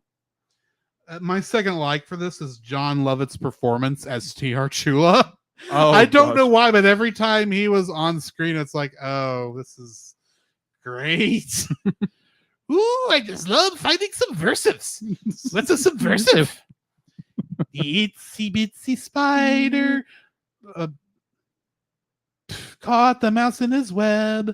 The itsy bitsy spider bit off the mouse's head. It's like just eating that scenery up. He was eating the scenery in every, not just chewing the scenery, because chewing gives you the intention that there's scenery left when he's done. But no, he completely eats all of the scenery in every scene he's in. And it's like, this is fun. This is kind of stupid that this tarantula is the funnest character, but he's a lot more enjoyable than every other villain in the film. Yeah, agreed. I like T.R. Chula better than I like Qatar Wall. Really? You know, as a character. I would agree with you. I think Qatar Wall is a good villain. Yeah. And T.R. Chula is a great minion of that villain.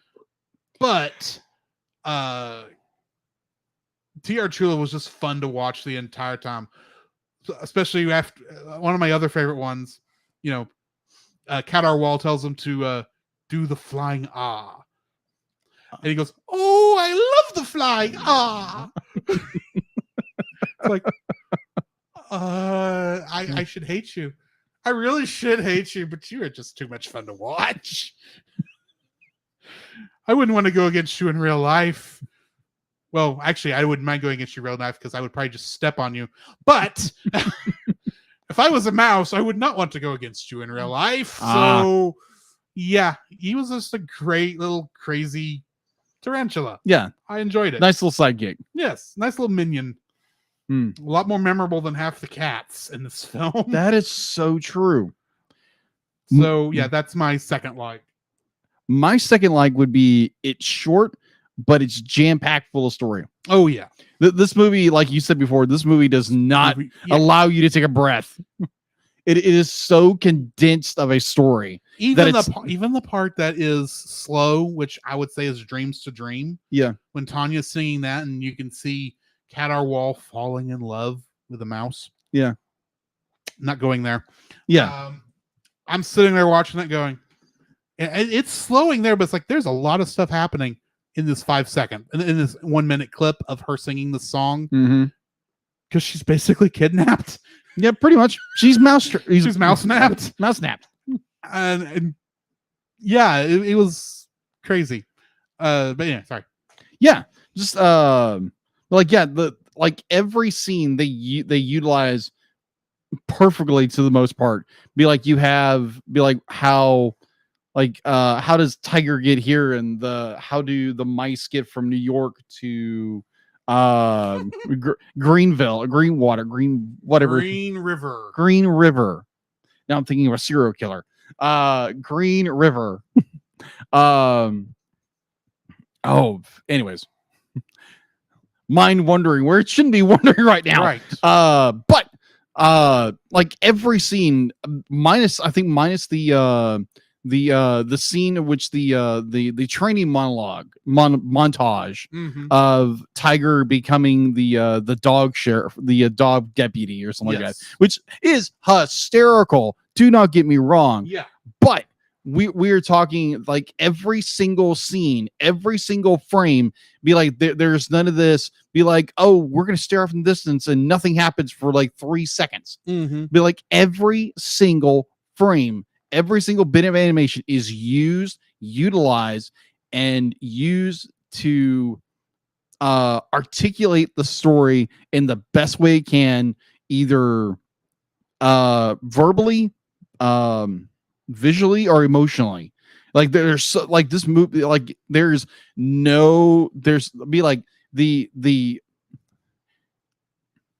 there's the butter has been completely trimmed off the top of the cheese on this movie, and it's done perfectly. Mm-hmm. So yeah, the story is just so well done, and there's no room for be like, yeah, you could have done like this and this, but you have a story that is so well crafted and well defined that be like, it's just that good. Yeah, that is my second like. What's your third? I like Tanya's story throughout this. Yeah, it's a sub story that is not given a lot of focus. Yeah, but there is a through line starting from the very beginning where she's trying to sing. What is the name of that song from the first movie? I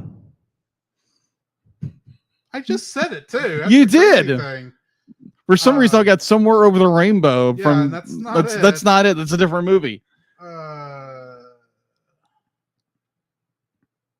It's not the other song that's just popping in my head. Somewhere Out There. Yeah, Somewhere Out There. Yeah, it's not. I love how they utilize that too. It starts there with Somewhere Out There, and it starts off like sounding this beautiful song, and then they start throwing vegetables at her, and then the mice literally just like, oh, well, I guess we're having tomato tonight. Maybe they'll throw some cheese. Yes. Maybe, why can't they ever throw cheese? I know. We can't afford presents. So why don't I sing outside of the gift store? Maybe they'll throw some presents. And I'm like, you are so nice, Tanya. Because here's the thing. We all know Tanya can sing. Yes. Throughout the whole film. That's like 9/10 of the point. Right. She's just singing at usually all the wrong times. That is part of the issue there, especially there at the beginning. But she gets interested when they're in the train station. She gets interested in the two passengers that are an actor and a singer. Mm-hmm. And then her mom says, "You shouldn't stare at those less fortunate than we are." It's like, wow, she's an opera singer. She's not. I don't know what she thinks she's going to do with that opera singing out west, but she's just going to pass through Green River all the way to L.A. Right, but still, and then they get out to Green River, and of course she gets picked up by Qatar Wall. Yes, and she's singing "Dreams to Dream," which is mostly not a nice song, but it's very much in the line of Somewhere Out There. But it's literally just your excuse. It sounds like it should have been the love song, like between Miss Kitty and Tiger, but it's not. Right, it's just a random song that she happens to be singing. Yeah, in this one scene that gets the villain to fall in love with her and then kidnap her to take her to Miss Kitty, who dresses her up like a saloon girl. Mouse snapped. Yes, sorry. Mouse snapped. And then we get one of my favorite songs actually in the film. Do You Ever Miss the Girl You Left Behind? Oh, yeah. Which is just a fun It is such a fun song. Agreed. Yes. Completely agreed. It is a fun sequence. But then you get to the thing where near the end where she realizes, oh, look, all our family and friends, they're sitting on a giant mousetrap.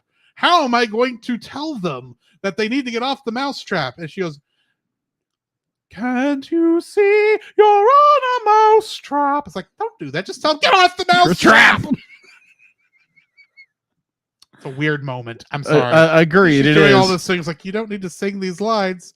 It's not even going to hide it from Qatar Wall because he's too busy worried about the giant cat who's acting like a dog at the moment. So, yeah, there's that. And then there's a small moment at the end of that scene after the family's reunited. Mm-hmm. She's talking. She walks over to this dish or something like that has some water in it. Yeah. She scoops some up, and you can see her painted face in the reflection. Yeah, that was so well done. Washes her face off, and there's just enough water left in her that you can see her normal face. So it was almost like she took the face off the facade off she was wearing, and is now this is her real face. That was cool, kind of an cool little effect. I thought was done very well. Agreed. And then that's the end of the movie. But Tanya's story, this is so well done, even though it's a side story. Yeah, that she finally does actually get her dream of being a very popular singer. Mm-hmm. But it's still a bunch of cats that want to eat her. There is that downside. Yeah, to that is true. That is so true. Literally, she's a piece of meat on stage. Yeah. So Mousy Tartar, anyone? Mouse Tartar, yes. So yeah, that was my third and final like. But as much as we like this film, we do have to talk about what we don't like about this film. All right, so going into my third like. Oh yes, sorry. Your Yeah. third like. My third like, it's kind of split because there again, be like, yeah, Jimmy Stewart in one of his last roles ever. And The last role. the last actually. role he did. I think it was one of his last roles. But if you can double check that I'm for me. double-checking that. But just Jimmy Stewart as an actor has always been, just like be like you look at all the films the man ever did and just incredible. And the fact to be like one of his last roles, he played a dog that was a sheriff in a little western town.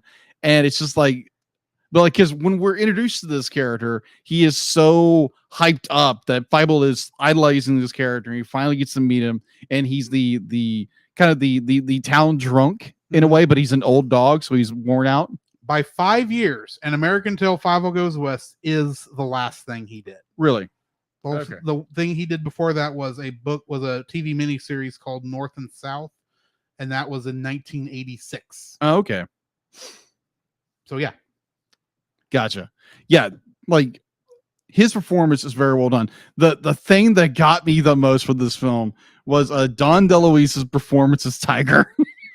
I absolutely like every scene he was chewing every scene. Mhm. Like it was like this was the role, one of the roles that Don DeLuise was made, that God brought him on the planet to do, is to be Tiger. yes, And like every scene he's in, he's chewing it up, loving like this. Like you can hear in his voice, he is He's loving having the time of his life with this performance. imagining his giant cat version of himself running away from these dogs after he played pinball with them. Yes. But like and every time he turns around, it's like, oh look, there's another dog Dog. to chase him. Drop in the river, dogfish. Dogfish. I died when I saw that Dogfish is a dumb joke, but it's so great. good. It's so good. because it was like, what could possibly happen underwater? Dogfish. Fish. Makes sense. They're catfish. Oh man, but Don DeLuise's performance as Tiger, it's so well done. I absolutely loved it. Every time he was on scene, I was cracking up and smiling the entire time, which is the goal, the objective of what you want to do with the character, who's your comedic timing, your comedic character. And it's not these really, really dumb jokes. We can go to Leap. I think it's Leap, the movie we reviewed a couple months ago. We haven't reviewed Leap. Not Leap, but oh crap, what's the I forgot it already. It's one of the stupid snails. Stupid snail. Yeah, stupid snails. Oh, I know which one you're talking about. Yeah. 'cause you literally salted them in the album art. I did salt them in the liver because I was like, die, you stupid Which snails. was great. I can't think of the name. Epic. It was Epic, thank you, Epic.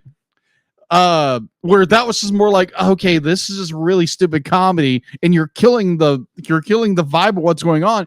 But when we come to John DeLuise as Tiger, every scene fits. Be like if he's playing the Even what I would consider the most ridiculous scene, Mhm. where he's walking through the desert Oh, past these buffalo bones, oh, and yes. they rise up. Yeah. He turns around and crash. He turns around, they rise up. He turns around, and they do that with like a quick thing where it's like obviously it can't get down fast enough, so it then starts dancing to "Putting on the Ritz" of all songs, and they do this little pass back the baton sort of thing with Yeah. one of its bones and knocks it out, and Tiger just turns away. It's like dancing buffalo bones. Nah. And he walks off, and then the buffalo bones attack him because it's actually Indian mice. That is apparently a meme because I found so many YouTube videos when I was just looking up. I just wanted to watch the dancing buffalo bones Yeah. scene again this morning when I was on break, and the first one I put in dancing buffalo bones on YouTube, and I just clicked whatever the first one is, And it's going through the scene. It's like, yeah, yeah. And it gets the dancing scene. It's like, and all of a sudden it goes, there's something strange in your neighborhood. It's like, this is not the song that plays here. Oh, dances to the Ghostbusters thing. Okay, that's kind of funny. That's a neat thing. I gotta go back see if I can find the actual one I'm looking for. And then I see a couple other ones. It's like, wow, I didn't realize this was a thing, and I'm glad that it is.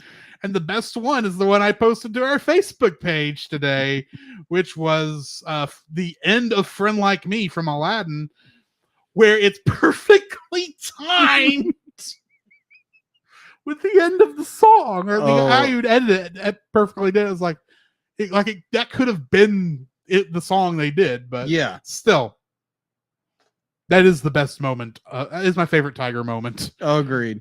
Yeah, just like Don DeLuise as Tiger in this film is just perfectly cast, and just his Tiger's arc in this movie, even though he's the comic relief in this film, his growth from the scared, from the scaredy cat to the dog sheriff. The dog sheriff, which required him to take a quick passerby at God.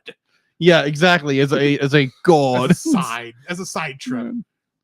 Anybody can be a god, but it takes a great man to be a dog. And I'm sitting there going, why is this one of the most memorable lines of my childhood? This has probably affected choices I've made over time and don't even know it. Wow. Because it's that memorable a line. It's the main thing I remembered from this movie before I sat down and watched it. Wow. Honestly, I didn't remember that line because I think we watched because I don't remember that line, but I remember it's like, that's a weird scene. Yeah. But overall, yeah, I absolutely love Don DeLuise's performance as Tiger, and then getting to see Jimmy Stewart's final performance as a dog sheriff. As a dog sheriff who's named after White Earp. But his name is Wiley Burp. Wiley Burp. Of course he is. Of course he is. Anyways, that is my third and final like. What is your going into our first dislikes? My first dislike is the fact that the pace of this movie rushes a bit. Fair. There is not there's two scenes total, which I would call breathing scenes where the pace slows enough that you can breathe a little. It's not going from blotted out moment to moment to moment to moment, right? Very quickly. And one of them is in the Mirage scene, right, which is another great one. Mm-hmm. And the other is Dreams to Dream, because they're the only two slow moments of the film, right, where you get a quick chance to breathe. Mm-hmm. But every other moment, it's like, okay, and we're getting ready to switch scene, and the scene is starting, and it's almost like it just barely started right on time, because if it had been a second later, it would have been the middle of that line, sort of a thing. Right. The thing where Fievel catches a passing tumbleweed, and he bounces off the screen. As soon as he goes, the screen changes. We're in Ride. Mm-hmm. Great song. This is where I learned that song from. Yeah, I remember from this. And then I saw the Blues Brothers. It's like, oh yeah, this is what the song. Didn't even notice that it was two different songs. It was the same song exactly, right, from that movie. And then I've seen the TV show that comes from. Yeah, and it's the same song, obviously, but it's obviously a different recording, right? And I like it. Don't get me wrong, but it's like, that scene is faster than I remember, because this is like, oh yeah, you just got your passing tumbleweed. Ride, rolling, keep those boggies rolling. It's like, why is this so quick? Mm-hmm. Why is this so quick? Give me a couple of bounces off screen. Give me a lead up into the song. Don't just immediately go into ride. It's like, give me a break. Get into it. It's not bad. Don't get me wrong. I am picking a nit right here. Oh yeah, I will admit that. But it's like it rushes every time a scene ends. It's like, we said the last line, we're in the next scene. The next line is starting right now. Barely time to even contemplate, okay, we're in another scene. The only time it doesn't do that is during songs. Yeah. Because it's literally timed to the song. Mm-hmm. But if it's just a scene between a scene, it's like we say this line and we're on the next scene. It's like you could give a moment to let the scene Breathe. finish and then let the next scene start. But no, it's just like we're here. It's like, okay. I agree. That was an interesting creative choice. I agree. This is not how Steven Spielberg normally produces a lot of things we made, but okay. But it's like I said, I am picking it here because I still love this film. Right. Agreed. Anyway, what's your first dislike? My first is like, now granted, this is nitpicking. It's like, how does Fievel, his little hat he had from the first one, How does it turn into a cowboy hat? how does it turn into a cowboy hat? It literally goes pop. I have a theory. A mouse theory. And the theory is that hat is always actually the blue hat. But every time we see it as the cowboy hat, it is his imagination. That makes sense. Seeing it as that because it's the closest thing he has to his glorification of the Old West, the Wild West, that he's expecting to see, and that's not what it is. So the fact that he turns it back into the blue hat at the end, after Wiley Burp gives him that nice little speech about, after all this time, maybe you'll realize you're the hero you've been looking for. Yeah. And he turns it back into the blue hat. It's like, yeah, that's him. That's him accepting the image of himself that he already has, and not this super heroic version that we saw during the dream sequence at the beginning of the film. Agreed. That's my theory. That makes sense. The fact that we have that little nice animation where he pops the hat and it changes is nice. Yeah, it is very well nice. It's not a requirement. No. The weird part is when at one point Papa is wearing the cowboy hat. That's right. He picks it up and he puts it on. And no one bothers to notice that he doesn't turn back into the blue hat like you would think it should. Yeah. But at the same time, if we're seeing it from Fievel's imagination, maybe it's not that big a deal. Yeah, that's true. Because it would still be seen as a cowboy hat, even if his dad picked it up. True. So yeah, that is my first dislike. What's your second dislike? My second dislike, I've mentioned a couple of times about Kadar Wall mouse snapping Tanya. Why at no point from the time she's mouse snapped to the mouse trap do we not see her family looking for her? That is true. They, as far as they know, just lost a son. And now their little girl is missing. And unlike their son, who's going to be lost in the desert somewhere, hard to find, although I think by this time Fievel had shown up in town. He did. And they just didn't believe him. But still, it should be a little on edge. They don't go looking for Tanya. That is weird. At all? That is weird. They're not even in the scene where she gets mouse snapped. They don't know what happened to her. Yeah. And we get nothing. We don't get the entire film. The rest of the film. They actually are in their last scene is before that scene. Probably when they're telling Fievel, everything's all right. Your imagination is getting away from you. Probably that's the scene after Fievel gets to Green River. That's their last scene of the film before the mouse trap. Yeah. Why do they just disappear from the film for so stinking long when logically, at the very least, you should see them looking around, looking for Tanya and maybe seeing her like through the windows of the saloon on stage. Kind of like how Mercantile did. Right. That's how I would do that. Have them see her on stage and going, oh, look, they've got her up on stage, Papa. This is a bad accent, but I don't care. Look at her. She's showing off all her stuff. Why is she wearing such a transparent dress? That was another weird thing, is that dress was partially transparent. True. You could see the mouse's bloomers. Wow. I wasn't looking for them. I understand. I understand. You understand. Yes, this. I understand that. I looked in that when she was wearing the showgirl dress, I'm going, boy, there's a detail they didn't need. They could have just made that a solid cotton dress or solid silk dress and nobody would have cared. But now I've seen that. It's like, oh, good. That's there. Great. I can't unsee this. This explains furries. Moving on. Furries. But yeah, that's my second dislike. I the fact that her family essentially has lost all their children and then don't go looking for them. I can somewhat make an explanation for that. Is because there again, this movie is very rapid. It's got a very rapid pace. And by this time, there was really no time they could stop to do some of this. Yeah, because then you're stopping the flow of the film. You're Right. stopping you're pumping a brake on your already very quick paced film to try to have the family do the exact same they did in the original film. Which is why I'm suggesting maybe cutting out the scene there where Fievel's running around the human saloon with Chula chasing him. Yeah, And the guy shoots at the beer so that it bursts open and spills down into the cat saloon. yeah, Instead of showing that part, because that's cool and that's great animation, that really doesn't change anything. yeah.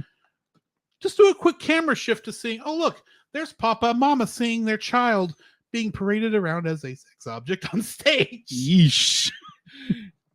It's like, oh look, they know where their girl is. It's not where they wanted to find her, but there's not much they can do about it at the moment. True. But yeah, Yeah. Oh my gosh. I'm sorry, but that's where my brain went. It's like, yeah, that's why Caterwall put her up there. It's why the saloon girls were always put up there. True.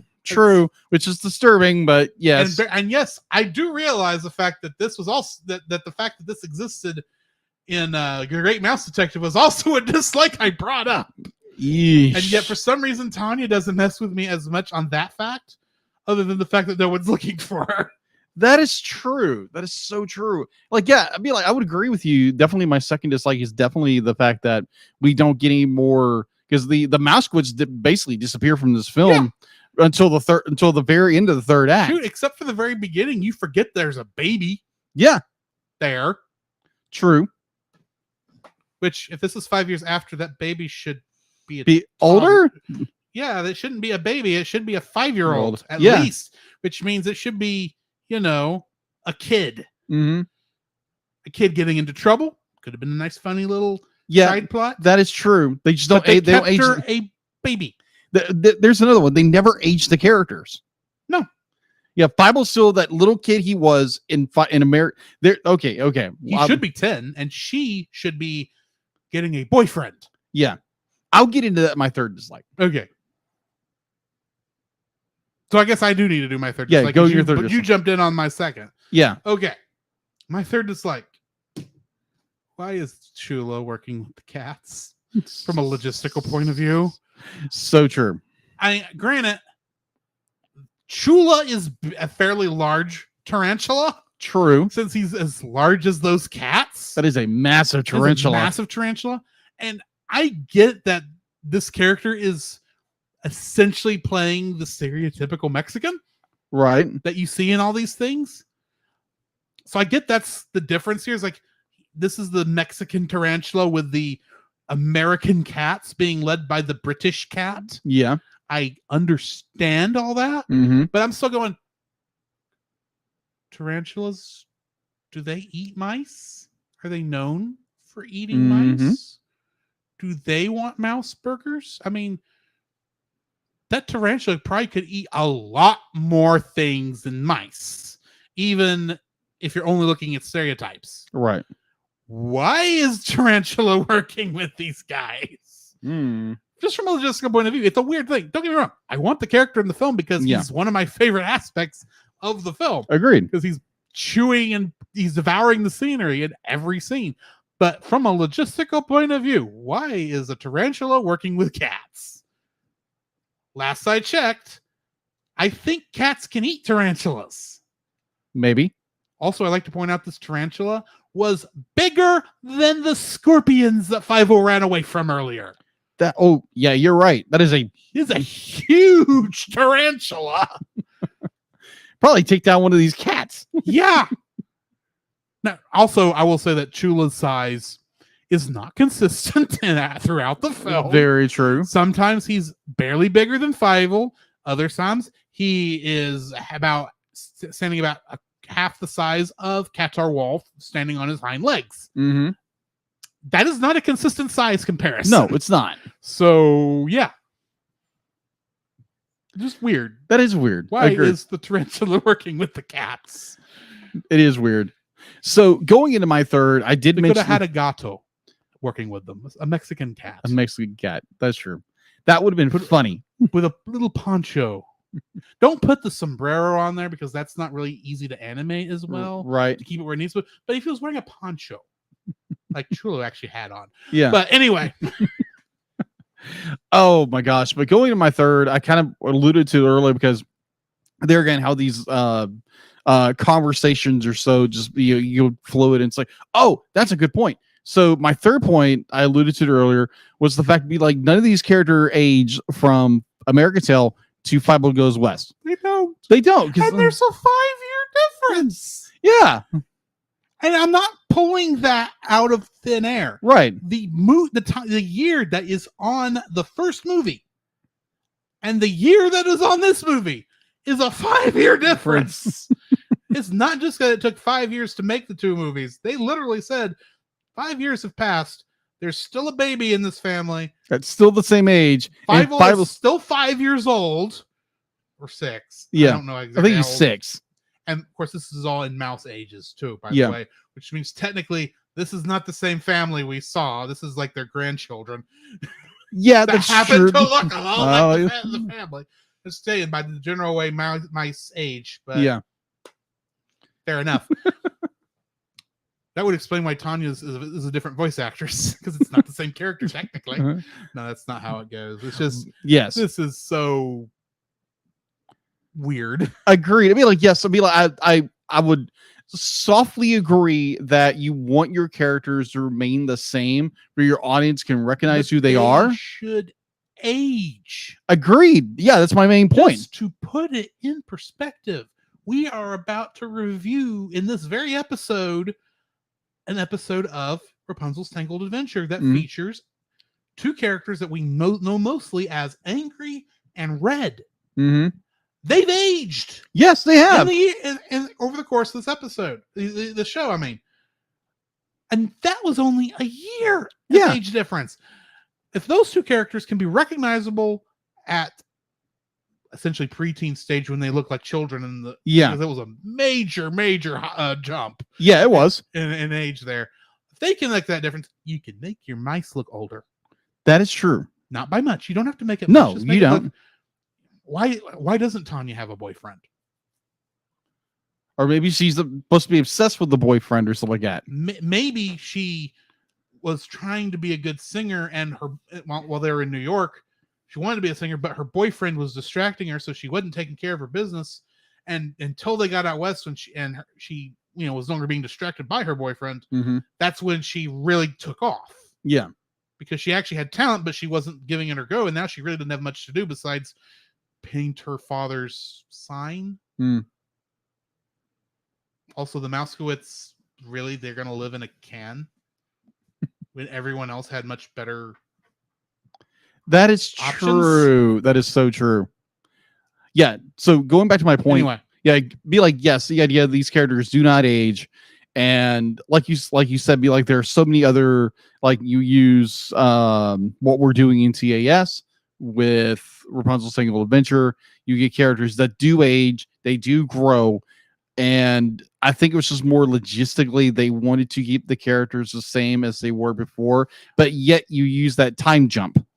they do use I can see them wanting to use the same character sheets so that the production was cheaper, so they didn't have to redesign these characters and then figure out how to animate these redesigns. Yeah.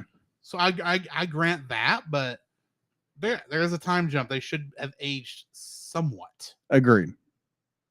Even if they didn't age visually, they just aged in maturity. Agreed. This is still the same Fievel that suggested they go to America in the beginning of the first movie. Mm-hmm. Then he tells them to go out west, and if for some reason the family is still listening to the kid, Yeah, exactly. despite the fact they know that in the journey he's gonna get lost Mhm. again. And You know, Papa, you should have just tied him to you, yeah, just so he wouldn't get lost Put- again. put a knot in his tail and wrap him up. He'll be fine. Put one of those little monkey backpacks on him. Or mouse backpack.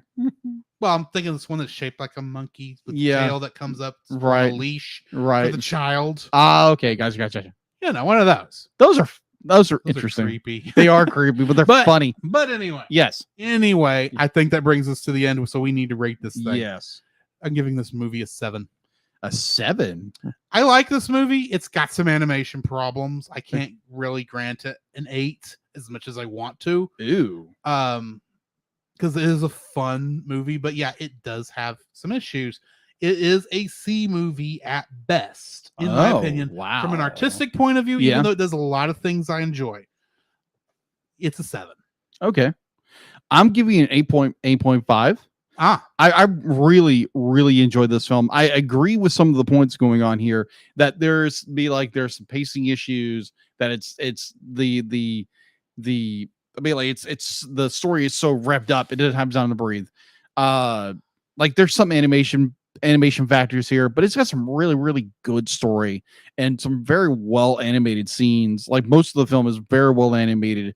It has a good story, has some good side stories, and I really, really enjoy it. And plus the comedy in this movie is just gold. So yeah, 8.5 for me.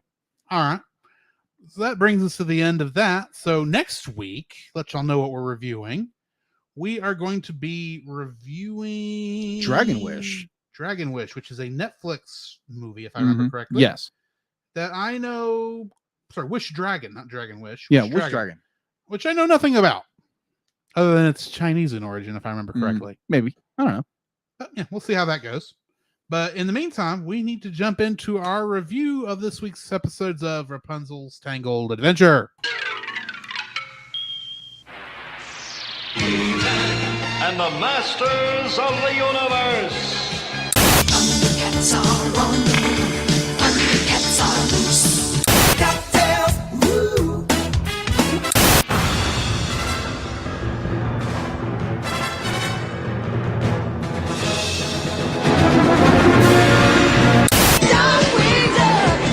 Let's get dangerous.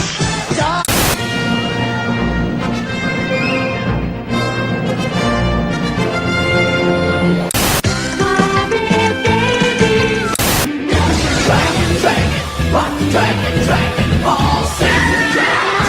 Dragon, box dragon, come get me.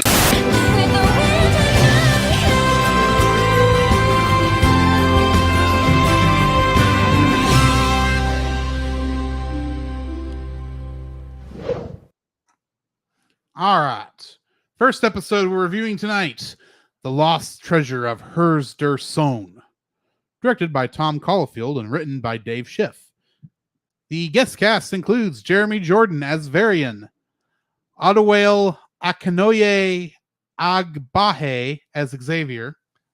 You would have done a whole lot better than Is a hard name. Vivian Vencer as Kiera, Ruby J as Catalina, Diedrich Bader as Stan the Guard, Sean Hayes as Pete the Guard, Charles Halford as Vladimir, and Suzanne Blakesley as Old Lady Crowley. Wait, Vladimir? Who's Vladimir? Is that Feldspar? Velspar, I believe so. Why did the thing call him Vladimir? I'm not sure. That is weird. Anyway, getting into the summary. After discovering a map to a mythical treasure, Rapunzel believes that holding a race to claim it would be just the pick-me-up the people of Corona need.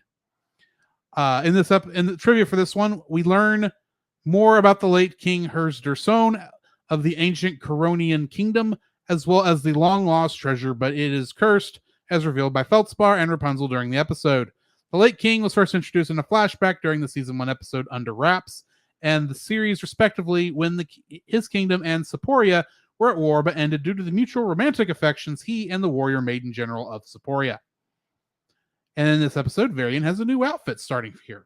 Mm-hmm. Except for his short little teenager moment, child moment in the next episode. Yes, agreed. But anyway, yeah, this episode, what do you think? I enjoyed it. It's one of those, it's like, oh, let's get people together like Rapunzel normally does. Yes. And this had a very gopher hunt. Yes, Gopher it did. Chase feel It to did. Completely agreed. Friendship games. Yes, it's always friendship games with Rapunzel, which are annoying. Yes. You get a lot of the characters who are learning to kind of get along better with each other. Mm-hmm. And definitely with Variant and what's his name? Varian and Xavier. Xavier. the fact that like Xavier is very much, he's a storyteller. He tells all these stories. Mhm. He doesn't know when to not tell a story about these stuff, but it's hilarious that all these characters, you put characters together who maybe don't get along or they just don't get Yeah. along at all, and you get that interesting dynamic of characters. It's Especially the guards getting teamed up with Angry and Red. Red. Oh my gosh. But yeah, this episode is pretty good. I wouldn't say it's one of those, it's not one of the like the top tier episodes. It's one of these, it's not a filler, but it's kind of a filler. It's a filler in the fact that it's only really its only reason for existence is to give you character development. True. It's not moving the plot along. No. It does. We don't even get Enchanted Girl, the adventures of Enchanted Girl and Cassandra like we did in the last two. Right. Or anything to even involving Cassandra in this episode. True. Even though Saporia was mentioned. Yeah. We do get a little more like like world building backgrounds, be like, oh, okay, there's this history behind Corona and all this stuff, but it's never really fleshed out. But I like it when stories like this do start giving you little more tidbits of background information about the background of the world, which is very well done.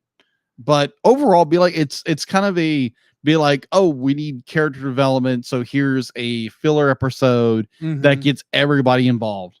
And it's just going to be a fun episode involving as many actors as we can get to come into the studio Exactly. and animate. Exactly. There is the one I think interesting little Easter egg I saw in this that the trivia did not touch on. At the very end, they've also, at least we all got back safely. Oh, yeah. And then we find out old Lady Crowley is still stuck in the briar patch. Do you know, I've mentioned a couple times who is currently voicing yes. Old Lady Crowley? Yes. Is Suzanne Blakesley? Yes.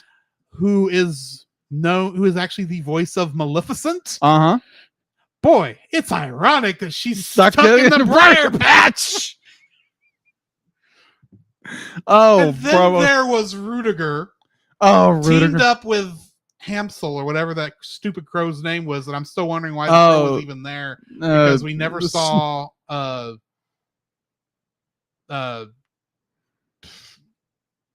dad. You never saw Eugene's dad, King Edmund. So I was wondering there, but then I got to realizing every time they showed Rudiger enacting a plan of his, he was Wile E. Coyote. He is. The whole gag, every single part of that was a Wile E. Coyote gag up to you've set the trap and everyone walks over it like nothing's happening. He goes up to it and it falls right into it. The only thing we missed was him running off of a cliff, not realizing he's run off the cliff and looks down and then falls. We never got that. No. But it's like, y'all just literally referenced Wile E. Coyote, super genius, and his long line of Acme products, but you did it with a raccoon. And then every time the raccoon screwed it, the raccoon got in trouble, there comes Hamsel or Hamlet or whatever that whatever that crow's name is. I remember it was a weird name for the crow. Yeah. And carrying that honeycomb, that beehive, and gets it all over everything, just making everything worse. Of course. It's Hamlet. What do you expect? Yeah, but I'm still wondering, where's King Edmund? Shouldn't King Edmund be taking control of Hamlet right now? Okay, I am going to say this. Be like, there's an episode coming up that involves all the animals. So yeah, just get ready for that one.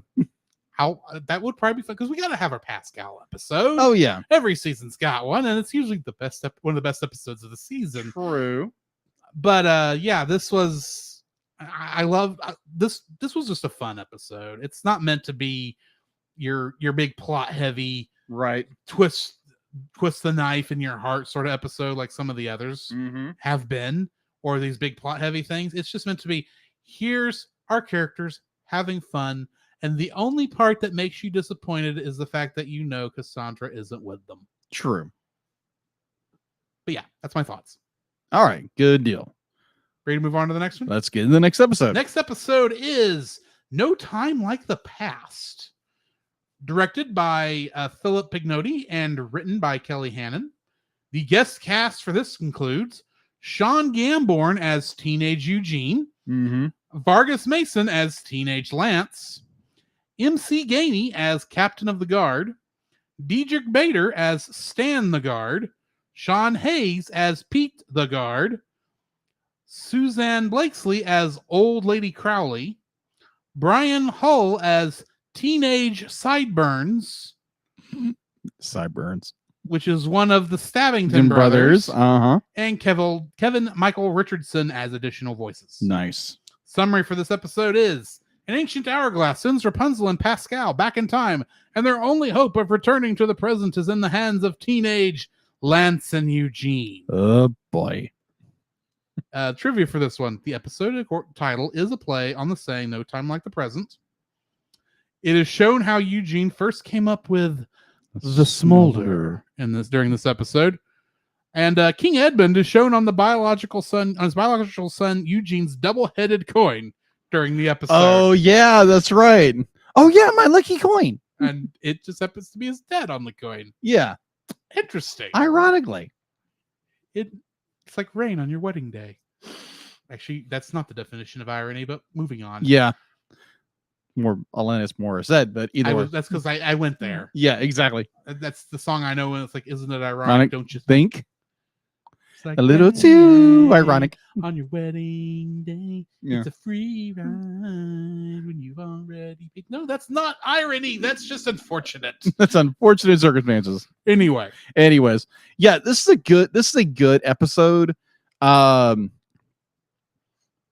dude, but the fact that they use time travel. Which I always love when they do these kind of things, because like every animated series has to do it in some fashion or form if you're any length of show. Yes. And the fact that she goes accidentally back in time, because of course Rapunzel does something like this, and of course Pascal is involved. But it's like it's a fun little episode. We get to learn a little bit more about Eugene, a little bit more about Lance, a little bit more Sideburn. Both of the Stabbingtons, and it's funny because you be like, heck, you get teenage Max. You do get teenage Max, and that is hysterical. But and of course I was convinced, oh look, there's a black horse. It's the black horse that's Max's enemy. No, it's not. It's just a black horse. Not. It's just a black horse. It's like, I want that character to come back and actually be worth the entire reason we had an episode based around him. Because I still don't know what the point of that episode was, other than to be funny. But anyway, I just think every episode should have a point. Agreed. But anyway. Yeah. Also, we do get mention of Stallion. We do get a mention of Stallion. And the Baron. Yeah. Because that's why they were stealing the eggs at the beginning of the episode. Yes. And then, of course, they fight and break the eggs. Like, well, I guess we'll go with you now. Where do you want to go, Bernie? Bernsey? Yeah. It's like, oh, yeah, I know all these. And that's the thing, is they show, like, every way to get in and out of that castle we saw in episode 1 in this episode. It's like, how did you even know this was down here? Oh, I know a guy. I know a guy who knows a guy.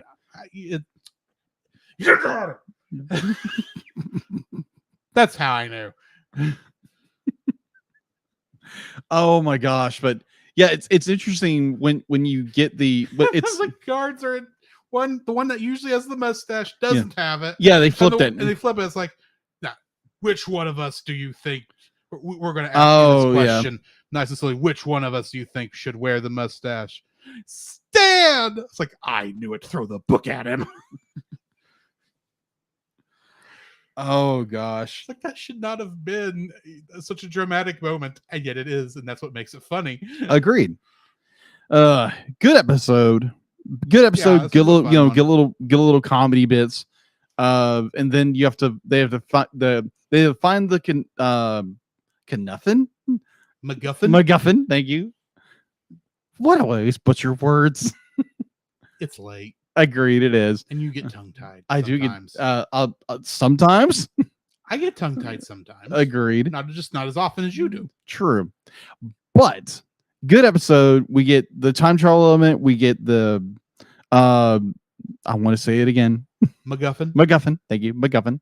We get the MacGuffin. They have to find the time turner, whatever it is, to that's the first thing I think of was the time turner. I know. In order to go back to the normal time, and you get to like expand upon Eugene and Lance's background per se. And I would like to point out an interesting thing there. What? Of so far, the only character that has had more than 2 voice actors has been Lance. Now at 3. Really? Because this is not the same voice actor that voiced him in You're Kidding Me. And what's interesting about this is that he is a perfect match for the transitionary voice between You're Kidding baby Lance, and adult Lance. He's right there in the middle, right where he's supposed to be. I agree. That is hilarious that his voice cracks. That is absolutely hysterical. Oh, look, I think my voice stabilized, and now I have a much better voice. Oh, crap! It cracked again! Because everybody knows what that preteen age is when your voice is cracking. Most embarrassing thing. And then there's Eugene with his pimples. Oh, yeah, that's hilarious. Like, yeah, that smolder will work after you do a bit of a skin regimen. Anyway. Yeah, this is a good episode. Yeah, this is a fun good It's episode. a good little episode. It doesn't add into anything, but then it really doesn't need to. And unlike both first season and second season's fillers that were in this spot, I feel like it's more focused because we do get, at least in the first episode, them rebuilding the throne room that got destroyed in the season premiere. And you do get at least some character development from Lance and Eugene in this episode. And we finally actually getting Shorty back with lines. Oh, yeah, that's because right. he hadn't had lines since like the first episode. True. And his lines are like, what are you in for? Oh, I'm not in for anything. I just like the gruel. I just like the food here. 5-star gruel. Shorty, what did we talk to you about sneaking into the prison? I didn't sneak in. I just walked in. It's like, yeah. Oh my gosh. Shorty, you are a trip. Agreed. But also it does bring up the point of like Cassandra is always in the background of some capacity. Right. And there's all her stuff is they're saying, oh yeah, we need to throw Holy Crossing, we need to throw it out because she's never coming back. Yeah. And and Rapunzel is saying, no, she's gonna come back. She's my friend. And Eugene, bless his heart, is trying to do the best he can for Rapunzel. Says, you may have to let her go. And then by the end of this episode, because he's now had a different experience in the past because Rapunzel unknowingly affected the past. It's like, yeah, I'm the one who told you they were trying to throw all her stuff out. Don't you remember, Rapunzel? Because quote line that you said earlier in the episode twice about friends don't leave friends behind, because he learned his lesson much sooner than he did in the normal series. True. Because of Rapunzel. Because Rapunzel is the agent of change in this universe. True. But anyway, this is still a fun episode. It is a good episode. I am still looking forward to where this is going to go from here. Yeah. So, I guess join us next time for that. You got anything else before we cut out of here? I think I'm good, man. All right. Well, then, in the meantime, this has been Drew. This is Jacob. And we'll catch you in the next frame. You can follow Jacob on his Facebook at Jacob B. Heron. His Facebook page, Jacob's Daily Art Corner, where he tries to draw each and every day. His Instagram at Jacob B. Heron. His Twitter at Jacob Heron. And his Letterboxd at Jacob Heron. You can find Drew on Facebook at Drew Dodgen. His Facebook page, Drew's Photo Bin, to see his photography. His Letterboxd page at GGeorge759. His Twitter at GGeorge759. And Instagram at Drew Dodgen. You can like us on Facebook at the Cellcast Podcast. On Twitch at the Cellcast Gaming. On YouTube at Cellcast. On Twitter at @cast_cell. The Cellcast can be found at Apple Podcasts, Google Play Podcasts, Stitcher, Spotify, or anywhere else fine podcasts are downloaded from. Please rate and review us where you found us and also on Podchaser. Email us at thecellcastpodcast@gmail.com. The Cellcast is a proud member of both the Pop Americana and Culture Box media networks. For more information, please see the link in the description. Our theme song is Drop and Roll by Silent Partner. And remember, that's Cell with a single L.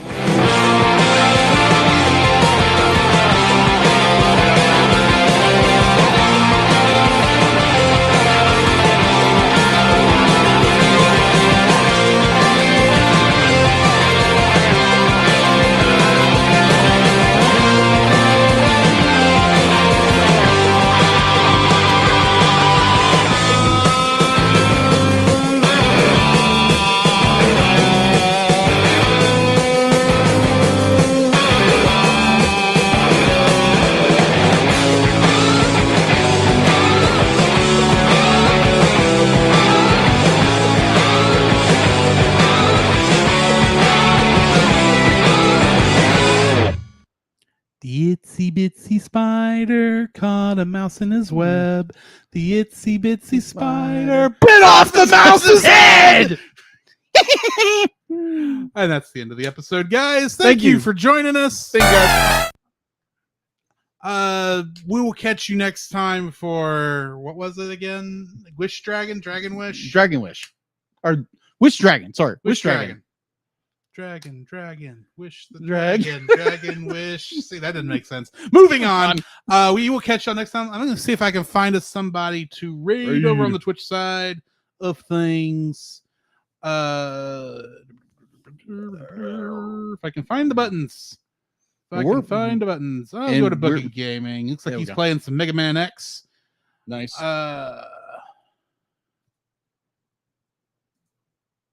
Well, if I can hit buttons correctly. Wrong button. Can I not just click? I guess I just have to do this.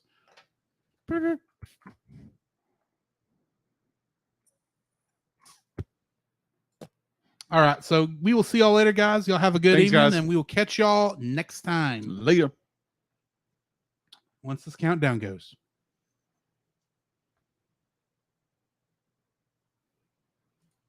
Lunch. Awesome.